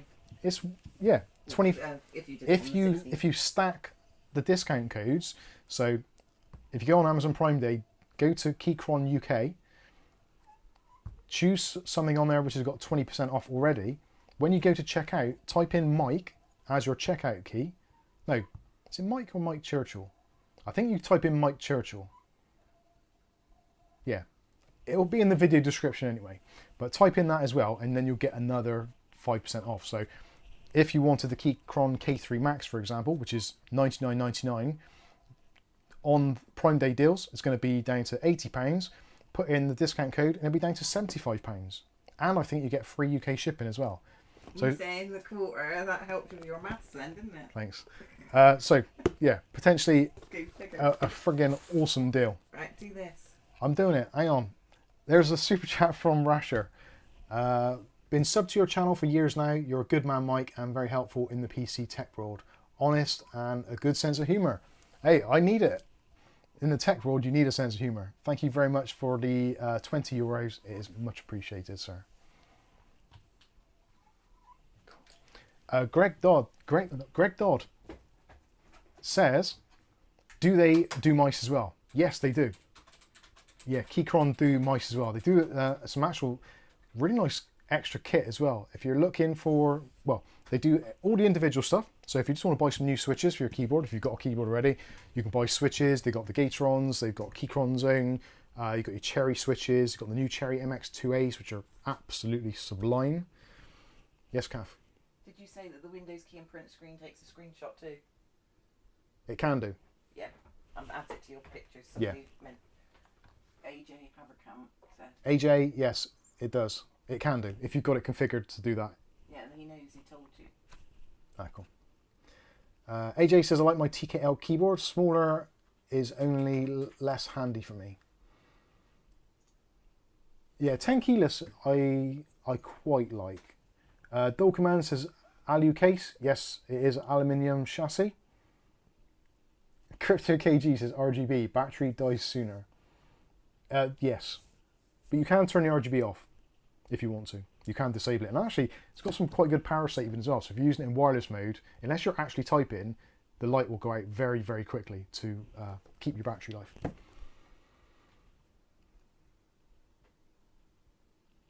Ugly Bob says, at Sky Stalker, if you win it, Sky, I'll pay for the postage. Bless you. Linus can fit it in his pockets. He probably could. Sky is the giveaway worldwide. Unfortunately, it's not. Again, because it is a UK layout, I can't imagine there's many countries in the world, or anywhere really other than the UK, where a UK keyboard actually makes sense. Maybe not. I personally don't like using American keyboards because obviously it's set up for Americans. I like having the full-size enter key. I like having the pound sign on the 3. I like having my hash key down there. And you let me go for about 3 years with one all set up wrong Yeah, years ago. I did. Anyway, so no, sadly it's not. David Duncan, best upgrade for a 12100F. Depends on what motherboard you've got and the rest of the setup, but probably the 12400 or 12600 would be a good choice. Is it wireless only, or can you use it wired? You can use it wired. You can use it wired whilst, or you can charge it whilst in wireless mode as well. And you can use it on 3 different Bluetooth devices, not at the same time, but without repairing. So it's got 3 Bluetooth channels. So you can have it connected to your iPad, your iPhone, and laptop, for instance. And also it's got 2.4 gigahertz as well. And you can use it wired if you want to. So yeah, it's a triple mode connectivity, I think they call it. What's the story with the broken cameras, Mike? Who's asked that? Who do you think? Rick H. Nope. I don't know. You got it half right. Welly Bob. Ah, yeah. That is Welly Bob. Not Rick. No, it's not Rick. Oh god, yeah, I get confused. Yeah, broken camera. So I bought back in I think it was December 2020. I bought the DJI Pocket 2, which was the little handheld camera with the gimbal built in. And funny enough, I was doing a video on Asus RGB, and my PC's up on top of the desk there, over there. And I wanted to do some close-up filming, but the cables were connected to my camera here, and they won't stretch that far over, and the zoom range is rubbish. So I thought, well, I've got my little camera, I'll just grab that and just take some shots inside. And the last time I tried to use the camera, I plugged it into my phone, because you can plug the DJI Pocket 2 into the side of your iPhone, and it connects on the port there, so you can use the screen as a viewfinder. So obviously for older eyes, it makes sense. And I plugged it in and it didn't recognize it. It's weird. Anyway, whatever. The camera was on, it was working, so didn't think too much of it. So I'll just do something else anyway. So I went to turn the camera back on again a couple of days later, and it's completely dead.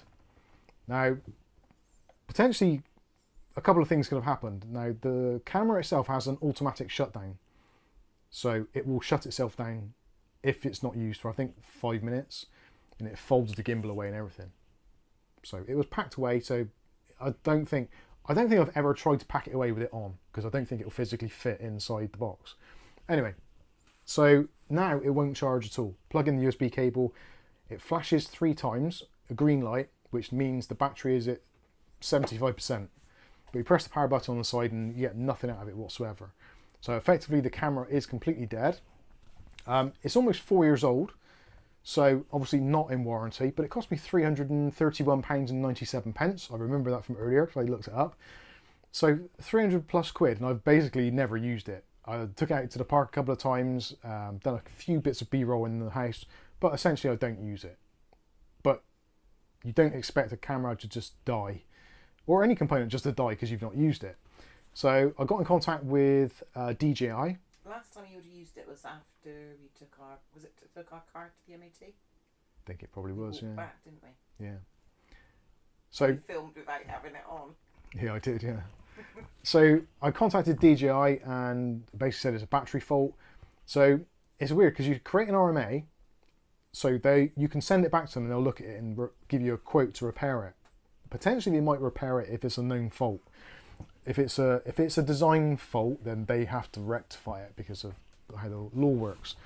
So I did that, and I printed out the shipping label, and it says, if your problem is a battery related problem, please contact support on this number. So I was like, oh, okay. So I phoned the Netherlands today, and they rang back because the phone reception was bad. So that was great. Saved me some money on a phone call.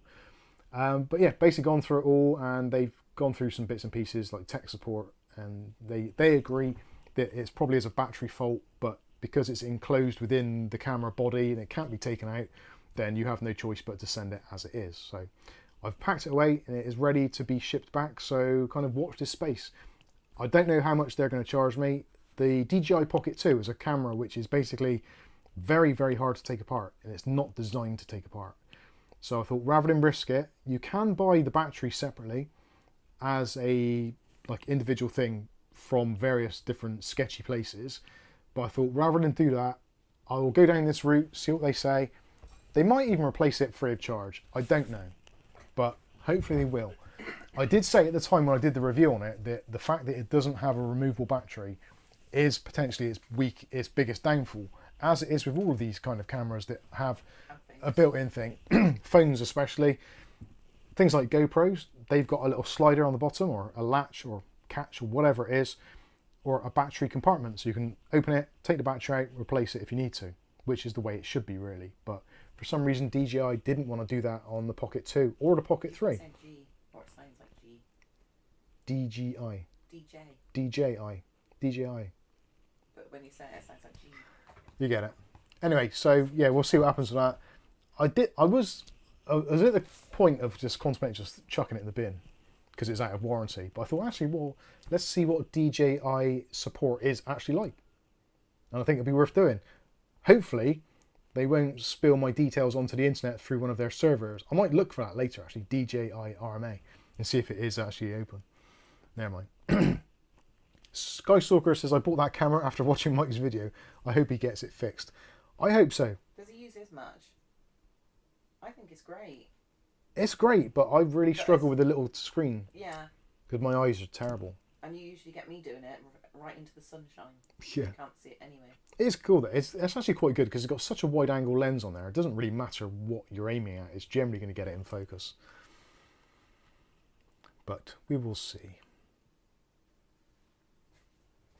Rhino's off. Cheers, Rhino.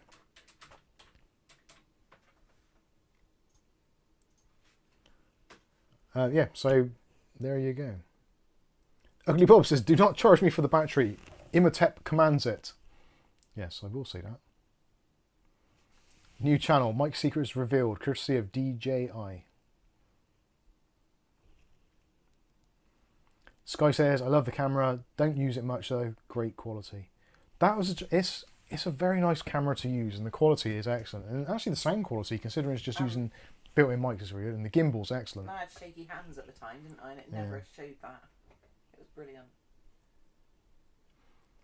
Mookie MC says, are the price trackers for Amazon and other online stores accurate or helpful? I think they are.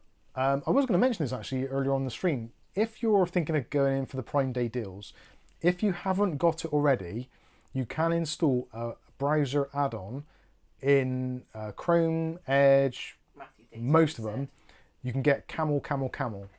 And the 3 camels are very, very useful for looking at price trends, because you can go to a Amazon site, click on the camels in the top of the corner.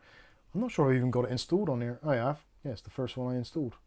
I will show you an example. Let me get a thingy window open, so an incognito. Let's go to amazon.co.uk/Mikesunboxing. No, you can't do that. Amazon. Oh God, what's all this crap on there? Dave, you'd be able to help you. Yeah, where's Dave? Techo Dave. Right, I'm not going to sign in, so let's accept those cookies. And actually, I'm going to take an example of the motherboard I just bought. So this could be bad. But then again, Amazon does have the free 30-day returns. So yeah, if there is any issues or you think you bought it at the wrong price, then you can send it back, which is very nice. So let's head over to, I wonder if I can do that. Yes, let's do that so I can see the chat at the same time. That'd be good. Let's have a look on the other screen. Wrong one. Stream desktop, there we go. Hopefully you can see that. There we go. Dave is out. Brasher says Dave's So, very quiet. there is the motherboard, and at the top here, oh bloody hell, extensions. Hang on, I'm gonna have to go back to the main camera just in case it shows something which it shouldn't. No access needed. Oh, you can't do it, can you? You can't do it in incognitos. Right, you just have to trust me on this. So I can't really show you, but you did make a video on it, didn't you? I have done a video on Camel, Camel, Camel. It probably had of course I edited out our details after. So just go to the Play Store or wherever you get your browser extensions from, and just type in Camel, Camel, Camel. You know, like the horse of the desert with a hump. Just type that in, and yeah, you should be able to see it there. David Underhill says Amazon free returns. Bullshit. Costs money to send it back here in Ost. But it does here. So get it. With Amazon, when you're shopping, it's really important for the 30-day no quibble free returns is make sure that you purchase from Amazon, but the seller is also Amazon, or at least Amazon. Yeah, fulfilled by Amazon is what you're looking for, or FBA. So anything which is an FBA product or fulfilled by Amazon will be part of that 30-day guarantee and free returns. If it's from a seller selling on Amazon, a third-party sender or third-party vendor, it will say in the details that the item is able to be returned, and it will give you the terms and conditions. So if you're doing Amazon sales, try and get something which is sold by Amazon. Now, quite often I'll go on, especially for motherboards, and it'll say it's coming from Amazon but sold by AWDIT or CCL or one of those others. eBuyer, they're also on there as well. So if I see those, generally I won't buy it unless the price is significantly cheaper than Amazon's own. Because normally what you do is if you go down the side for other seller options, you might find Amazon are selling it as well. So it's better to buy from Amazon on Amazon because you get much better support and warranties and easy returns. So do bear that in mind. Probably not as good for the companies, but yeah.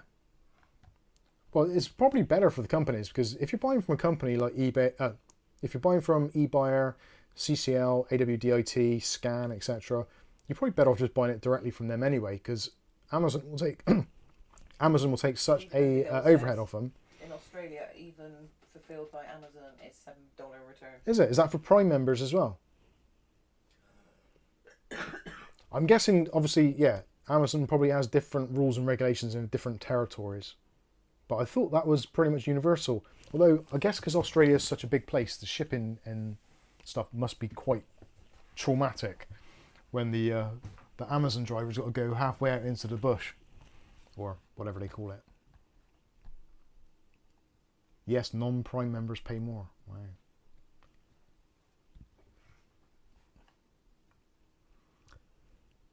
Right, so I think it'd be a matter of time though until everyone does anyway. says Amazon has different rules for each country. Because he says you can't get eBay Okay. there in Ireland. Okay. Right, so let's take some tech questions, or just any questions at all. If you've got any questions you want to ask me, Kath, or the cats, please feel free to do so now. Because I think I've covered everything, yeah. So, Keychron sale, starting with Amazon sale, videos out on Monday, giveaway, extra 5% discount with the discount code, and 20% off in general. There may be up to 50% off, actually.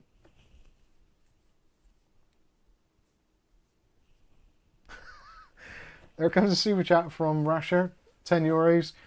Says, how to speak in an Irish accent? Well, oil, beef, hooked. If you say it quicker, it will sound just like an Irish person. I'm not saying it. Thank you very much. David Underhill says, I ordered the wrong filament. It would cost me nearly the price of it to send it back, so I kept it. I still need to work out how to change filament on my A1 Mini. I should change it over to the black filament so I can do some testing with that. AJ Haverkamp says, AliExpress have no shipping fee if you buy certain products for over €10. I wonder who pays the different the different transport form in the yeah, who pays it? I don't know. It's weird that like you can buy stuff from China and get like 1p shipping. I used to buy, and I don't get how that even works. I used to buy those little sticks for a Nintendo DS for the kids, didn't Oh I? yeah, the and stylus. Start Yeah. off at 1p, and I'd put in a 1p bid, and it'd be 1p posted from China. Yeah. And I'd win loads of them. It's bizarre. Because the kids were always losing them.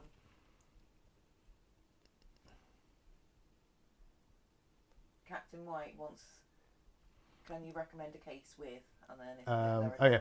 So a case with 360mm AIO support, top front IO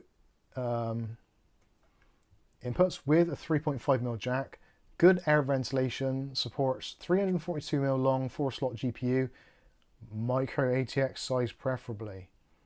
So there is going to be your biggest thing with micro ATX. You probably will get them to support 360mm AIO. 304. How big's 342mm? I've got to think. That's a big card. That's like a 4090 or something, isn't it? Or 4080. Actually, how big is that? Yeah, that's a beast. Mini ATX. Maybe the GameMax Trooper. But I don't know if you'll get a 360mm radiator in there at the same time. I don't think you will. I think that's a 240 or a 280 at the best. Yeah, for those sort of things, I think it's going to be... If you get a micro ATX case which is going to fit all that, I think you're going to be closer to a smaller ATX style case anyway. Tower 300. Yeah, that's definitely a shout. The Tower 300 will probably do that.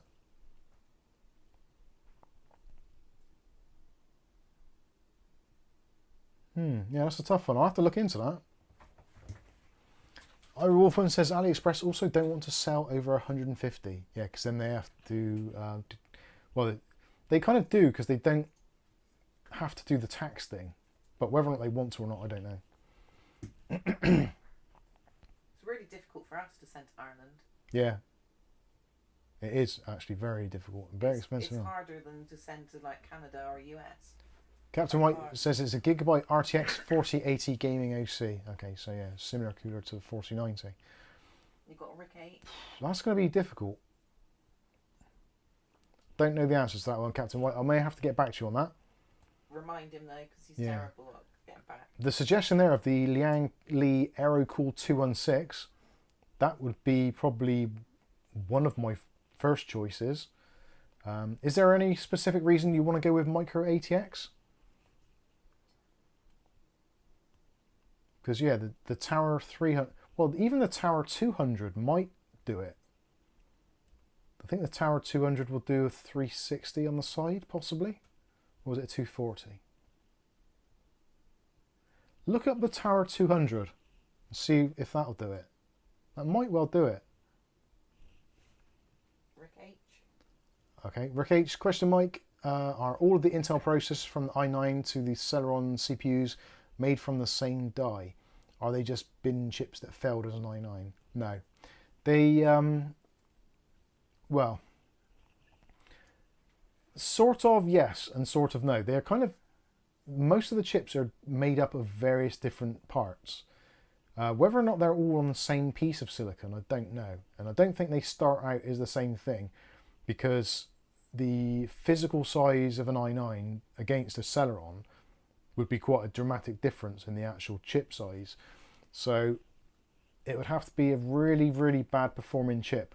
Normally what they do is, if you imagine a silicon wafer is a circle, so they'll get all the big chips in the middle, as many as they can, and then as they get towards the outer edges, because obviously the chips are rectangular, or square in some instances, if you put those inside of a circle, you can fill them up, and then you've got the little bits around the outside edges. So they'll fill in the little bits around the outside edges of smaller dies. So technically it's from the same silicon wafer, but the actual kind of processor part will be smaller. And then, kind of like a bar of chocolate, you kind of just break all the chunks off. And they break off the i9s, they break off the i7s, the i5s, the i3s, the Celerons, and possibly other mobile chips as well on the same substrate. I'm not too sure if they're based on the same lithography. Possibly they are, I don't know.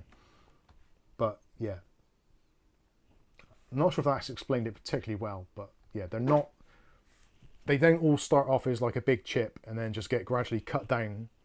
They are designed to be a size, and then if they don't pass that, they will possibly knock them down a tier.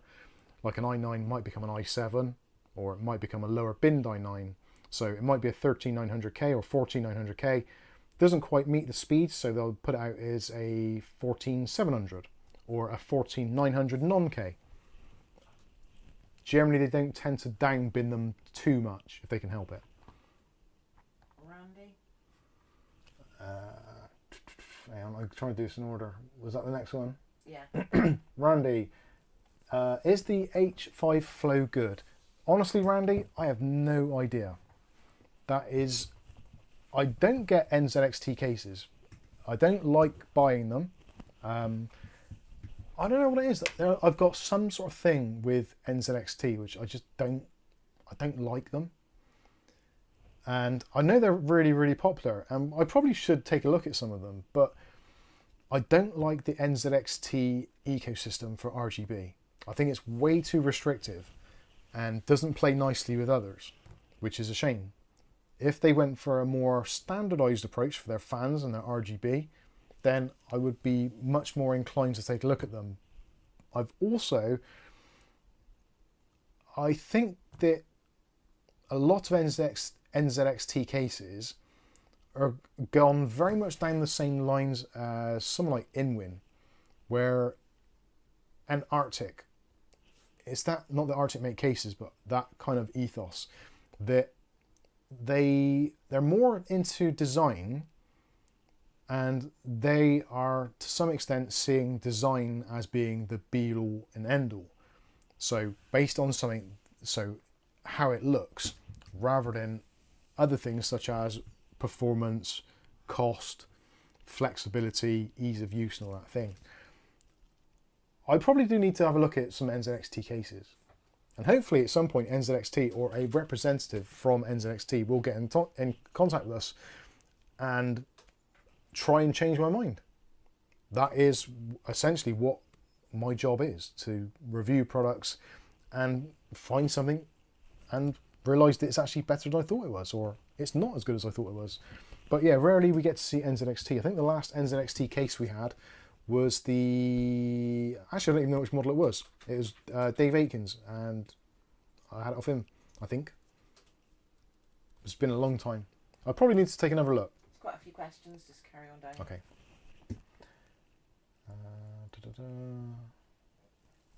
Irie Wolfman says Mesh Room S. This is for Captain. Oh, of course, that's for Captain White. Yeah, that's potential, yeah. Front top I/O is very important to me. Not many cases with it. Yeah, I think the... And he did say Asus. How about the Thermaltake Series 300? That should do it. I think that covers all your bases. It's not quite micro ATX, but it's bloody small. Let's take LAN gaming, I think he said. Yeah, because there's... Look at the Series 300, and that is actually on offer as well. I think that is on offer at the moment at scan.co.uk. I got a feeling I posted it in the Discord the other day. It's down to £69.99, which for 70 quid, it's an awful lot of case.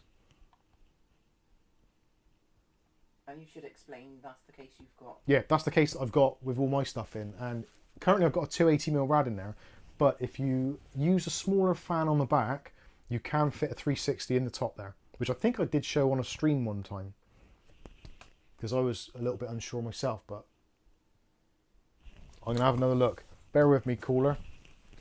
If I can get 400mm in there, that'd be alright.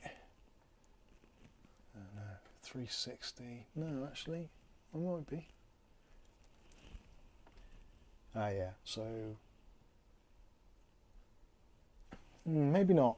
I don't know. You can get a 360 in the front. How long was that graphics card? 340. Yeah, that'll do it. So yeah, the Series 300, you could put your 360mm radiator in the front and you can still have enough room behind it for your graphics card. It'll be tight, but there will be enough room. Whew, there we go. Mookie MC says, question, are you in a black case mood these days or prefer white build more? Are white themed motherboards and components more expensive? Yes, generally black components are cheaper, especially cases, although it is seeming to equal out now that white has become very popular and selling in numbers, so this kind of equalised them. Motherboards, white motherboards are much more expensive in general, and there's less of them. For me personally, I prefer black cases and black components. Now, for obviously for YouTube purposes, a white case is much easier to film, and arguably looks better on camera because you can see more of it. For demonstrating a case or any product, this white is a lot easier to do, unless it's overly white, in which case the camera goes nuts. 300 or the 330, yeah.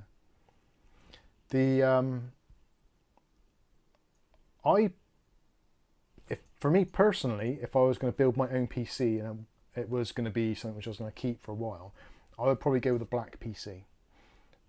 Mostly for the reason that white tends to age and yellows relatively quickly.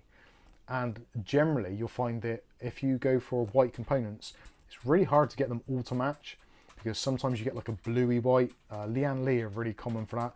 Their white tends to be a more pure white heading into the blue part of the spectrum. Some manufacturers like Cooler Master generally tend to go in the slightly warmer white, bordering on cream at some points. And of course, they're all going to yellow at different times as well, because metal, paint, plastics, they all age differently depending on the UV exposure and also other contaminants such as air, smoke, etc., etc. So I think, yeah, I'm looking now, because the Series 330 that I've got up there is a whiter white than the Series 500. But it's Thermaltake, it should be the same colour, but it's not. This is definitely more of a neutral white, or bordering into a warmer white, whereas the Series 330 is a much whiter white, for want of a better word. Anyway, yes, I prefer black PCs personally. I think they look very stealthy. But I don't know, it depends on the case really and the components. Sometimes it's nice to use a black case because it hides all kinds of sins. So if you've got like a bit dodgy wiring or somewhere in the case where you can't feed wires through properly, it does hide that quite well. William says you buy a lot of white cases, but they're easier to film. It's for filming purposes generally. You can't see the holes or anything. Yeah, easy. Black's hard to do. I used to always, when I did the black cases, when we first started doing this, I would end up, so I'd have the studio lights on, probably both of them, whereas we normally only have one now. And also I'd probably have a handheld light on the desk, or like a little bulb on the side there, blasting straight in, just so I could get enough contrast in the image to show what the case was like. So for filming purposes, a white case is significantly easier. Really.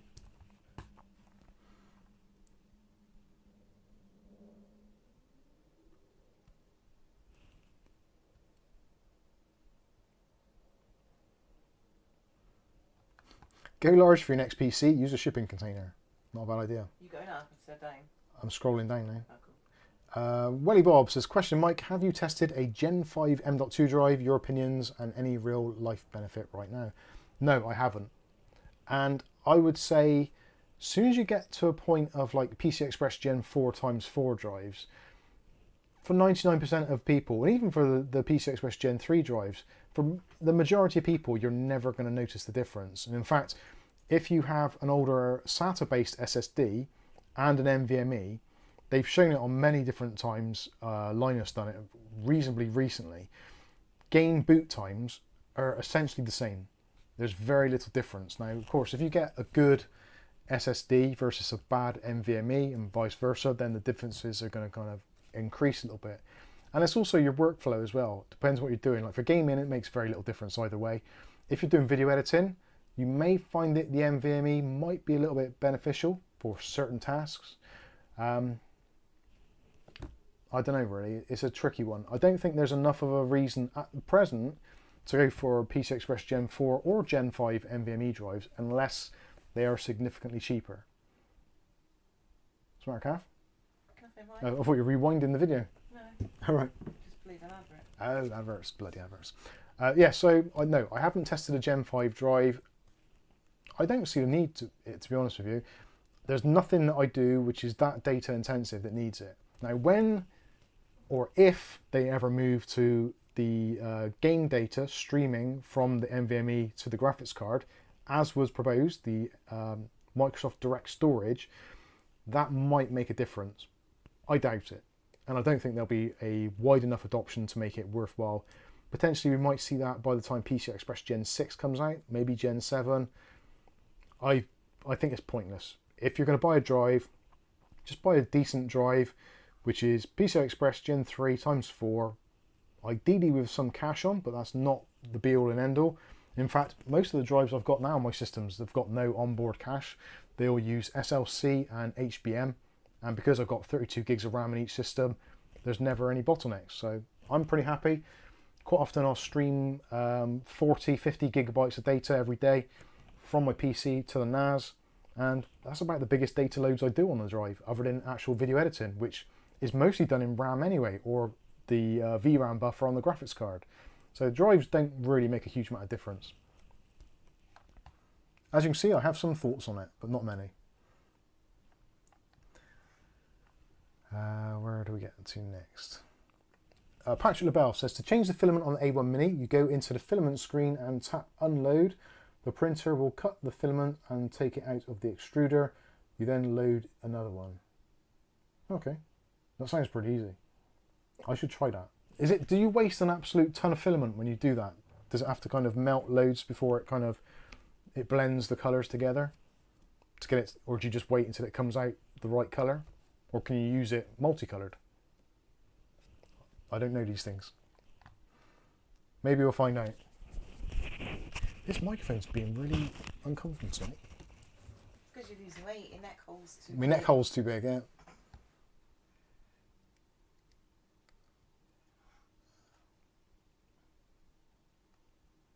Blake says, selling blinds. Customer says I want white.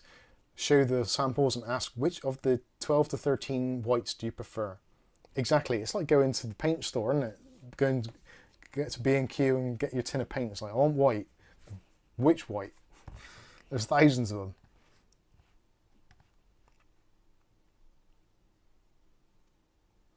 Alessa says, unless you're moving really large files around, there's not much difference between Gen 3 and Gen 4. Yep, I agree entirely. Yeah, David Andrews, that's a good analogy actually. Comparing SSD speeds is like car speeds. You are limited by other factors like the speed limit or the road or the motherboard speeds. Definitely. Skystalker just above that. Sorry, if you finish that answer. Hey Mike, I've not used the PBO curve optimizer for my Zen 4 CPU. How do you do this? I'm currently using the 7900 X3D. I'm not too sure if the X3D parts can actually be curve optimized. I am very much in the dark on those. I've not used any X3D parts at all for Zen 4. So I don't know the answer to that, I'm afraid. I will have to look into it. And then Mark Gaines. Mark Gaines, is there such a thing as an NVMe dock that does offline cloning? Yes, there is, but they're very expensive. They're about 100 quid. I have seen them. They do exist. Because I remember actually, I was looking for video ideas, and you can get M.2 cloning stations, which will do NVMe to SSD, or SSD-based PCIe, SSD-based M.2 drives to M.2 NVMe, but to get one that does NVMe to NVMe, because of the data transfer speeds and also the logic in the drives, you need like a nice controller, almost like a chipset controller. So yeah, they used to be about 100 quid, even on like AliExpress or something. So I haven't looked in the last probably 6 months or so. Maybe even longer. So I might have to look into that and see if there is one. Generally, to be honest with you, if you've got a motherboard that's got 2 NVMe slots, it's much, much quicker and much, much easier to just use those if you can. And Patrick. Telling you about your printer. Okay.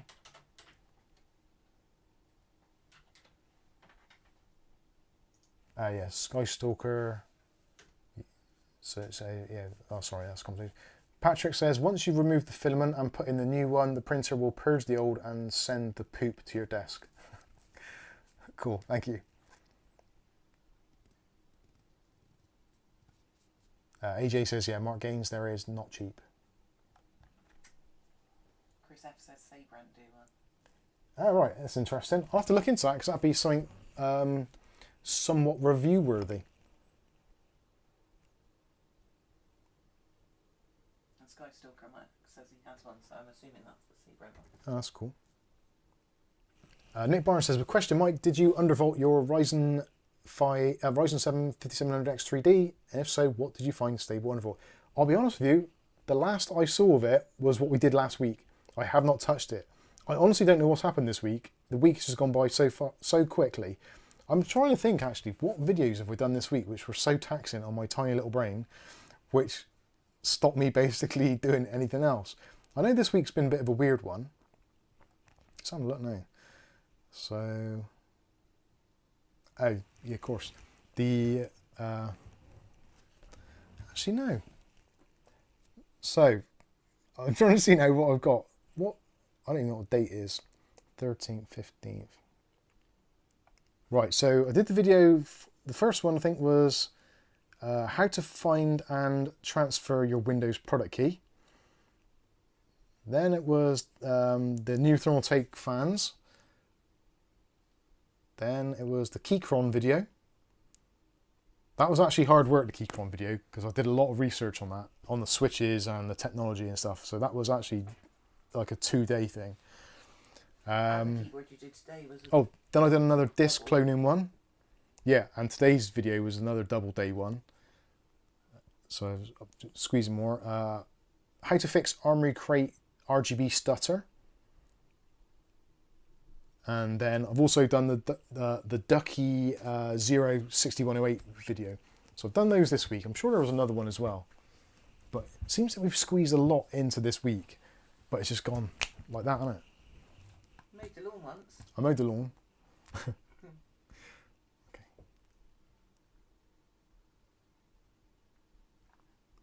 Did you do it once or twice this week? I think I might have done it twice. I might have done it twice, actually. Mookie MC says, question, is there an interface faster than 10 gigabit per second USB for transferring external files like video from a camera card? I don't think there's a camera card that would do faster than 10 gigabit per second anyway. I think your limitation there would be the camera cards, especially if you're using compact flash or SD. Don't think, well, compact flash express might be quicker. I'm not too sure. It's not something I've used, but USB 4 stroke Thunderbolt should be faster than 10 gigabit per second. That should be 40 gigabit per second, I think.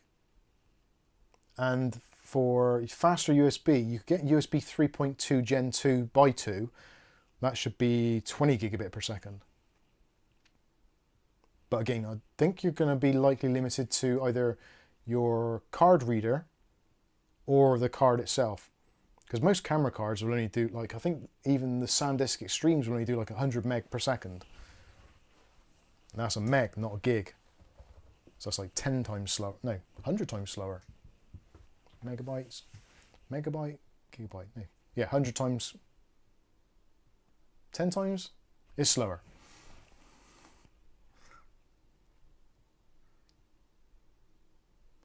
AJ says, yeah, buy a cheap external NVMe enclosure. Yeah, buy a couple of them and plug them in on USB. And then a freeware tool like Minitool Partition Wizard. We did another one today, this week, on another free disk cloning software by Serifred, which is pretty good as well.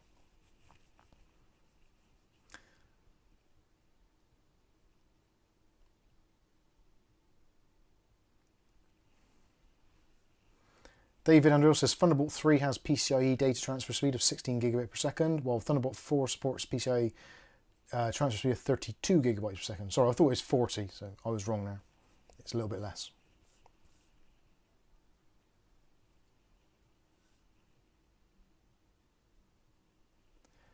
Hello, Sky Stalker says, Mark Gaines, the Meiwu Dual Bay M.2 NVMe SSD docking station duplicator, 20 gigabit per second. I think I've got that.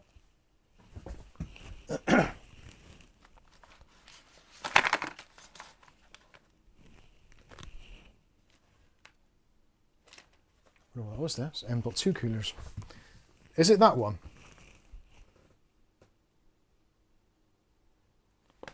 I'm sure this was SAT. Oh, there's a couple of models available, but I can't see that because it's so small. Let's see. You got your phone there. I know. You just enlarge it on the camera.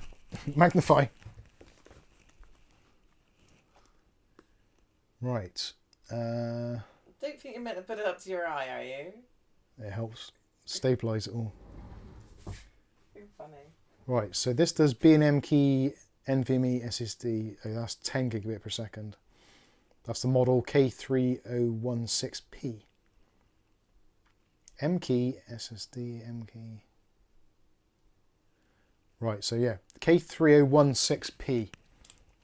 That would probably be the one to go for. But yeah, Meiwu, I did a review on that a while back. I think that was sent by, was that Skystalker or Bob? I think Bob sent that. Sky Stalker says it's gone up since he bought it, about 90 right, okay. Canadian dollars. Yeah, that is the downside of this actually, which at the time, because of the transfer speeds, this has come out with like PC Express Gen 3 was about. So because these drives basically stick in there like standing upright, if the drive doesn't have its own cooler attached, the controllers can get really hot because it's basically a bare drive. So yeah, you want to be careful with that. Actually, I forgot that's got a SD card express on there. I could just have that on my desk, couldn't I, instead? Why didn't I just have this on my desk? Instead of what? instead of my card reader? Oh, because it hasn't got a USB, has it? It's got a USB in. I need to design the perfect desktop companion. That's me. Greg Dodd. Hey, Greg Dodd. Any thoughts on decent soundbars yet for PC? No. Soundbars and audio stuff are... It's really weird. My hearing is actually quite good. But in terms of tone, I'm tone deaf. I really am. I couldn't tell the difference between a good speaker and a bad one, really. Unless I can feel it in my chest, the bass. It's really hard. I do struggle with that, so I don't know. Not too sure. There was, I did see the Creative Soundbar, was it the Soundbar 360? That was on offer recently this week for about 80 quid, I think. That's supposed to be pretty good.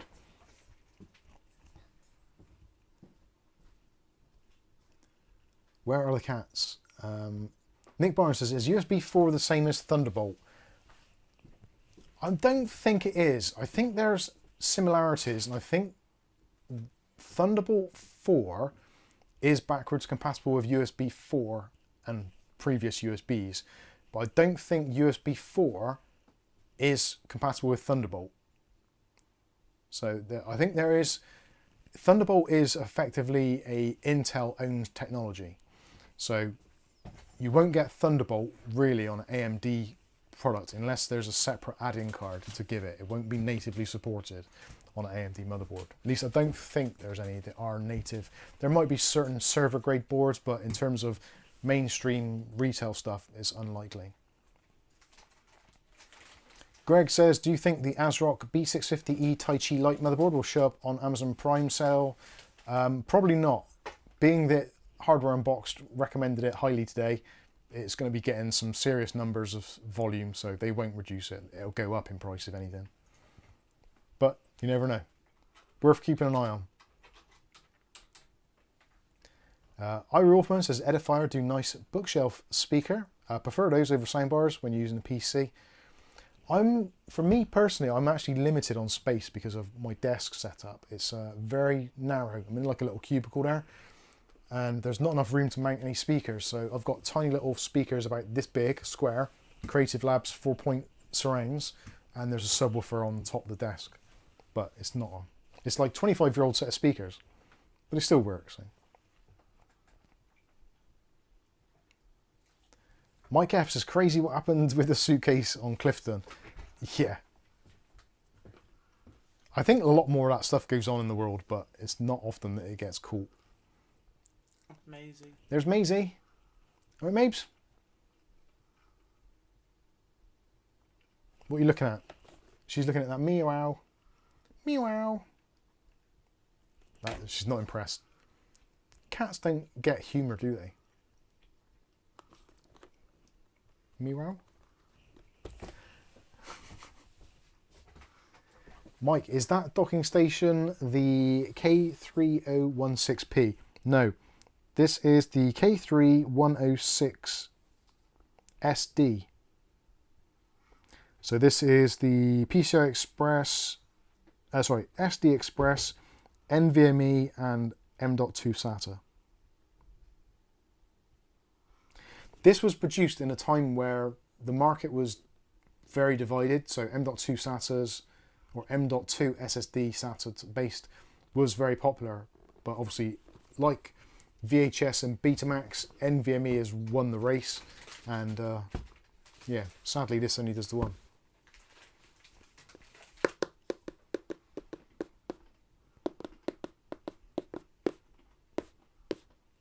Three meows out of 5. Cool Cat says, yay, Maisie is a beaut. She is nice. How old is she? 13. 13 years young. AJ says, shouldn't that cat be asleep? They almost always sleep, or is it hunting time? I'm not sure. Maisie doesn't really do many hunting now because we feed them really well. They don't really need to. Nick Barnes says, Mike, when you edit videos, do you use headphones for quality, and which do you favour? Now, it's actually very well, not interesting, but you probably wouldn't understand this unless you actually do it yourself. when I video edit, in a perfect world, I guess I would probably wear headphones just so I can analyze the sound quality a little bit better, which I probably do need to be honest. But there is a flip side of it, because me and Kath work together and Kath answers a lot of the video questions and also really needs to know what videos are being made. Even though she's sat behind the camera, she doesn't always know what the final outcome is or what the video is going to sound like. So Kath actually listens to me editing the videos. So she's sat at that desk, there's like 7 or 8 foot between us. So I generally don't edit with headphones on unless there's a specific reason to. Like if Kath's doing something and she don't want to be disturbed, or if she's watching something, or I don't know. Rare, isn't it? It's very rare that I put headphones on. Kath's eating peanuts.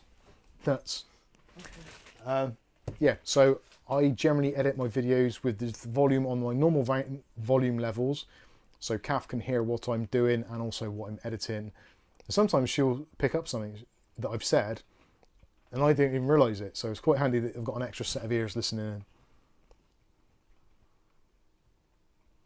So yeah, hopefully that answers your question. If I was going to wear headphones, I would probably wear the Sennheisers, the 569s, is it? Those are better for the spoken word. If it's for gaming, depends on what I'm doing. I've got a few sets of headphones and I kind of switch between them. So I've got my MSI ones, the GK50s. Those I use if I'm gaming on an MSI computer because the RGB syncs, even though I can't even see it because the RGB is on the cuffs. But it's easier to integrate with the software because the software is already on MSI Center, so that kind of makes sense. If I'm not using those, I'll use the Logitechs. They're really nice. They got really nice sound quality to them, and also for gaming, they got some really good spatial stuff going on, so they're really good for that. Yeah, it depends what I'm listening to and what I'm doing. I don't really have a specific go-to set, although I think if I had to choose one, it would be the Sennheisers, the HD 569, I think they are. Where are they?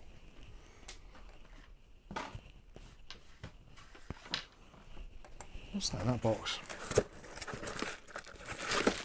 No, nothing. An empty box. Oh, that's for the processor in case I had to send it back. Come on, reach the box. Oh, for God's sakes, man.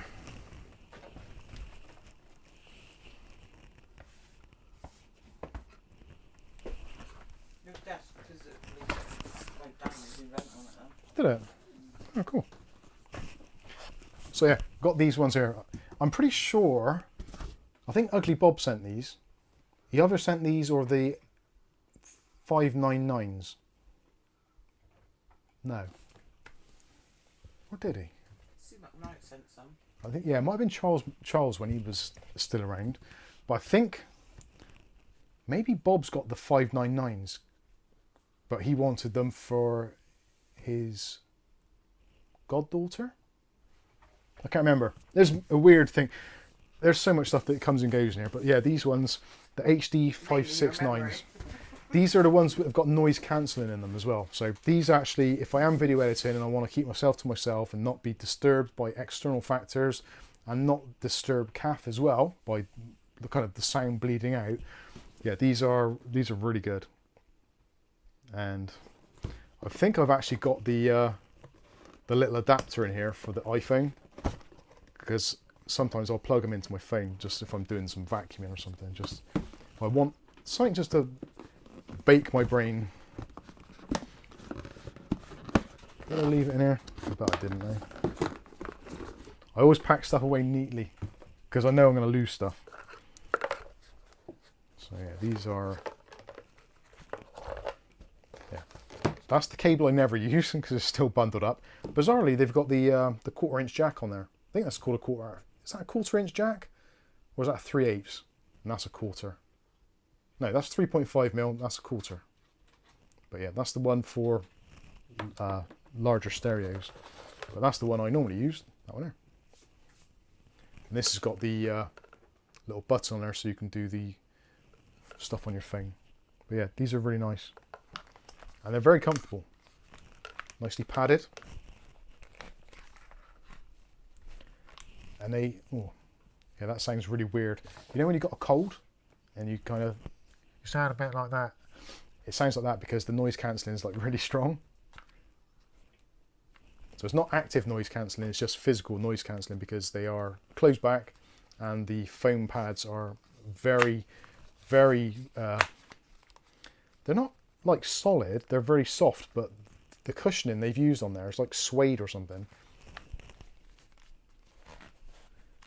Yeah, it just does a really good job.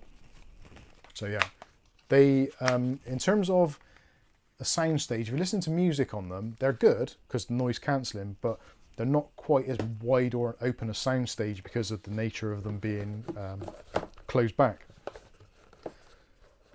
Have I answered any of that question? I probably have gone a bit overboard.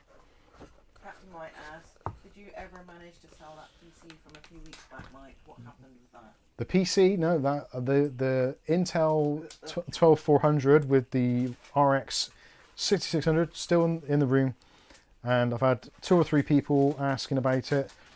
One person said, "Oh, I'm really interested. Is it still available?" I'm just waiting to get a reply back from my friend about it, and never heard anything back. It's probably a bad time at the moment in terms of the time of the month for selling a PC because most people are skint, and also the football's been on and all that kind of stuff. So yeah, that's that is still here. I might have to re-evaluate that and actually maybe change the motherboard and processor out.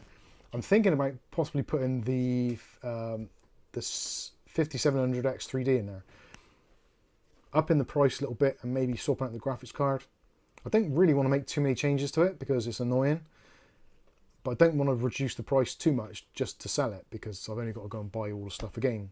So it might be easier for me just to take out the main platform, motherboard, processor, maybe cooler, I'm not sure. I don't know. It's still here. It sucks really. William Bodie? Where do I get to?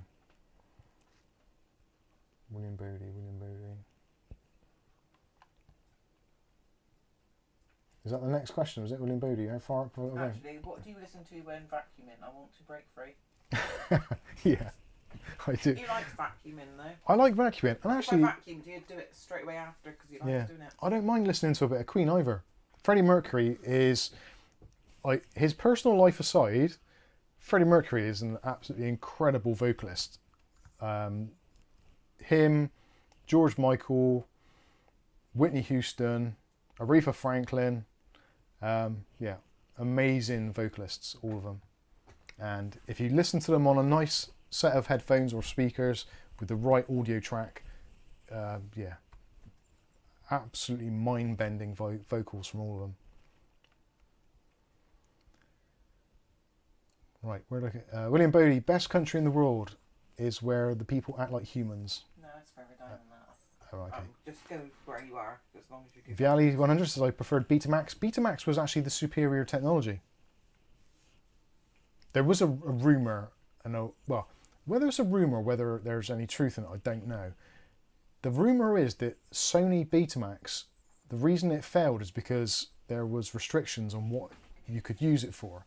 So it was something to do with the porn industry, that the porn industry weren't allowed to use Betamax for distribution, like softcore, hardcore, I don't know, whatever it was. But VHS, it was allowed. So there was something along those lines which made it so that people then started buying into VHS for distribution. Which case, obviously, then, because the videos were available on VHS, not Betamax, so people started buying VHS. Whether that's true or not, I honestly don't know, but it's an interesting little story. I might need to get the hat back on again, the tinfoil hat. Patrick LaBelle says, is it just me or is OBS Studio very unstable lately? I'll be honest with you, I've had no problems at all recently. It's been really, really good. I shouldn't say that because now it's going to die, but the stream's been like really stable.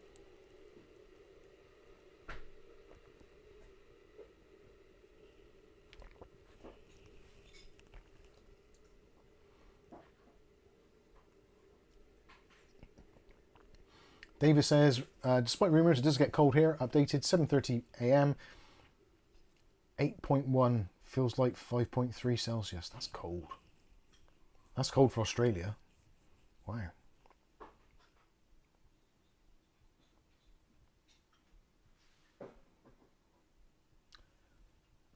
Bear Dynamic D770s are great. Yeah, I've heard a few people saying that actually. Aletta agrees. I'm wearing a set now.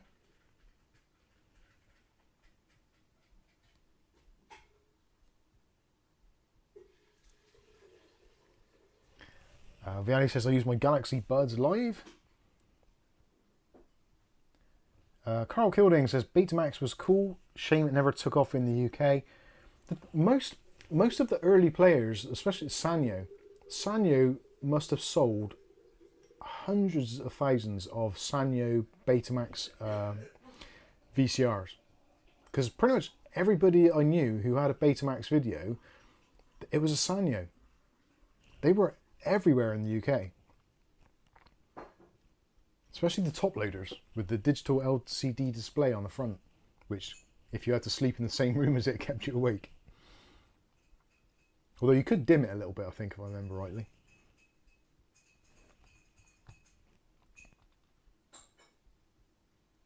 David Underhill says, I never wear headphones. When I game or play music, most of the town can hear it. Good. Saltire says, I have the Sennheiser HD206. They're a great bang for the buck for 25 quid. That sounds like a bargain. I didn't realise Sennheiser did headphones as cheap as that.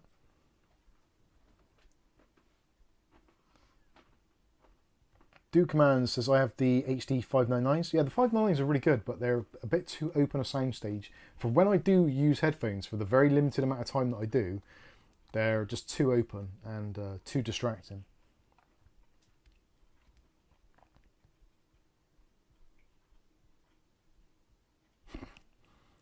No, William Bodie, the next kitten will not be called Puddy Tat.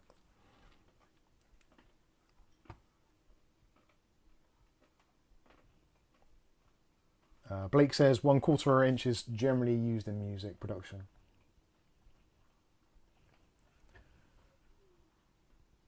Greg Dodd says, Mike, where do I see the PC you have for sale? It's actually on Facebook Marketplace. So if you just do a search for gaming PC, Bristol area, or look for Intel 12400 or Asus Radeon RX 6600, you should find it.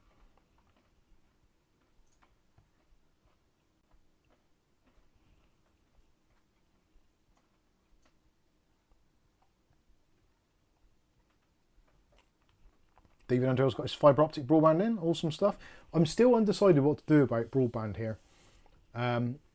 We've had an offer, I'm not sure if I said this in the last stream, but UFibre is now in our street and it's at very good prices, basically half the price. And for £33 a month, I can get 1 gig up and down. Also, free weekend and evening local telephone calls. Or is it? Might be all telephone calls. And that's basically with the line rental as well. So that is like, at the moment we pay about £60. I miscalculated before, I thought it was about 70, but it's about 55, I think, 54, 55, maybe £56 with Virgin Media for a equivalent sort of package. So I am and ahhing, but the biggest concern isn't actually changing over provider. The biggest drawback is the email address. Because my email address is tied to Virgin Media, because it's on the Virgin Media account, it has been for many, many months, years, whatever. And also CAFs, and also George, our son, and Angel. So yeah, it's all a little bit of a pain in the ass. So I'd have to, well, I have actually created another email account, and I am slowly transitioning away from it myself, but depending on how that goes, I don't know. I'm tempted to almost get it and run the two, and maybe George chip into it because he uses the internet, and let him have the Virgin Media in his bedroom and we'll use the other here, and just split the two. So one's for home use, one's for business use, because then I could have it as a proper business expense, and it basically wouldn't cost me anything because it would be a tax deductible. You keep the more expensive one for that then, don't you? Well, yeah, I'll have the U fibre for personal use, wouldn't I? Because it's 30 quid. The Virgin Media would be straight on there. For now, and then when it does go up, won't it? Like they all do. Yeah. You're only saving for the duration of whenever their package is. Options there. I am tempted to just sign up for it anyway and just have it and just put it as a business expense and have it for dedicated business use only. Whether or not I'll get away with it, I don't know. We'll see. Ira Orphan says I pay €65 for 1 gig down, 100 meg up, and that's the sale price. It goes over €100 after a year. Yeah, ours will change soon, I think. I've got to keep an eye on that.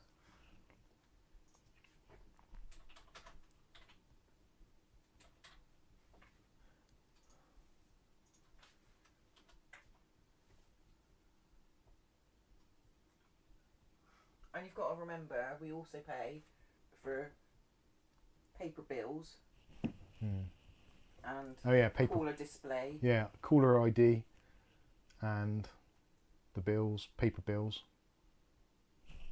Yeah. So by the time you add all these other extras on, it soon mounts up, doesn't it? Carl Kilding says £113 Montec King 95 Pro white at scan. Do you know what? I've got again, I shouldn't have it. I shouldn't have these BIOSes, but I definitely do.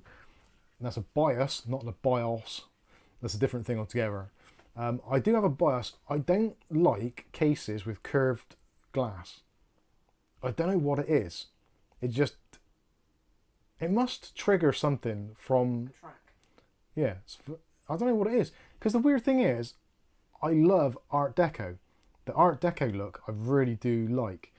And that was one of those things where you always, well not always, but you had curved windows. So if you had a house, you'd have a window along one wall and it would come into part of the next wall and have like a curved piece of glass for that section. So maybe it's that. Maybe it just seems old-fashioned for a PC and it reminds me of the 1930s, which shouldn't be on a computer. Maybe that's what it is, because I like Art Deco. I don't know. Captain White's off. Cheers, Captain White. Right, actually saying that, we should be off as well because I've got work tomorrow in the shop and that will be great fun, not. So I think we should wrap things up there. Thank you all so much for joining us on this stream. Hopefully you've enjoyed yourselves. Hopefully you've been somewhat entertained and maybe possibly even learned a thing or two. I know I have. As always, thank you all for watching. Don't forget, from Monday, hopefully, or Tuesday, depending on how things go, the video will go out for the Keychron K3 Max and the giveaway and all the details of the discounts and stuff. So if you don't win the giveaway and you just want to pick one up or you want to pick up a different Keychron keyboard, there will be money off. Why am I doing what we've got to do? Hang on, I might have a super chat coming in. Gary S has sent 25 GB pounds. Thank you very much. And he says, just because I haven't sent anything in a while, Gary. Thank you, Gary. You don't have to. It's everything that you guys do, watching videos, smashing the like button. Leaving them playing when you go out or go off on holiday. The best thing to do when you go into somewhere like PC World or any shops or stores that sell computers, just get Mikesunboxing on and just leave it and then walk out the shop. And open a new tab to cover it up. And open a couple of tabs. That always helps, yeah. We really do appreciate everything you guys do for us. So thank you all so much. Thanks for your continued support. Thank you for the super chats, the PayPal donations, and all that usual kind of stuff. Hopefully we'll have a fantastic weekend. No doubt there will be a bunch of us on the Discord tomorrow at around about 8 o'clock in the PM, commenting on the football. If anybody wants to stream a live commentary, you're more than welcome to do so. That would be good. There's another super chat there from O'Reilly, £10. He says, Mike should have a day off tomorrow to prepare for the football. If only I could. I would like, I should just stop working there. But I do actually quite like it to get out and do something, although I'm not very good. Get away from me for an hour. Yeah, for 6 hours. I'm not very good at getting up in the morning, so that is a little bit of a pain in the ass. So for those of you that are Spanish or living in Spain, very best of luck to you tomorrow. But in the nicest way, I hope you don't win. To anybody in England, lots of luck for tomorrow. Maybe we'll need it, maybe we don't. It's a very weird thing when you get through to a final. I think we've been here before, but yeah, Spain, one hell of a team. There's a lot riding on it, and whichever way, it's going to be great because, well, we're runners-up, and if you can't win, you might as well be a runner-up, aren't you? It's better than being knocked out a lot earlier. So, thank you all so much for joining us. I've been Mike. This is Mike's Unboxing Reviews and How To, and hopefully we'll catch you in the very next video. Thanks for watching. Oh, and don't forget, there will be updates all week in the Discord, in the bargains room, for any bargains which we find which are worth mentioning, along with any discount codes we find as well. And thanks to Togue for all the deals he posts and all the others that do as well. But you're all fantastic. On that bombshell, catch you next week. See you later. Have a good one and enjoy football.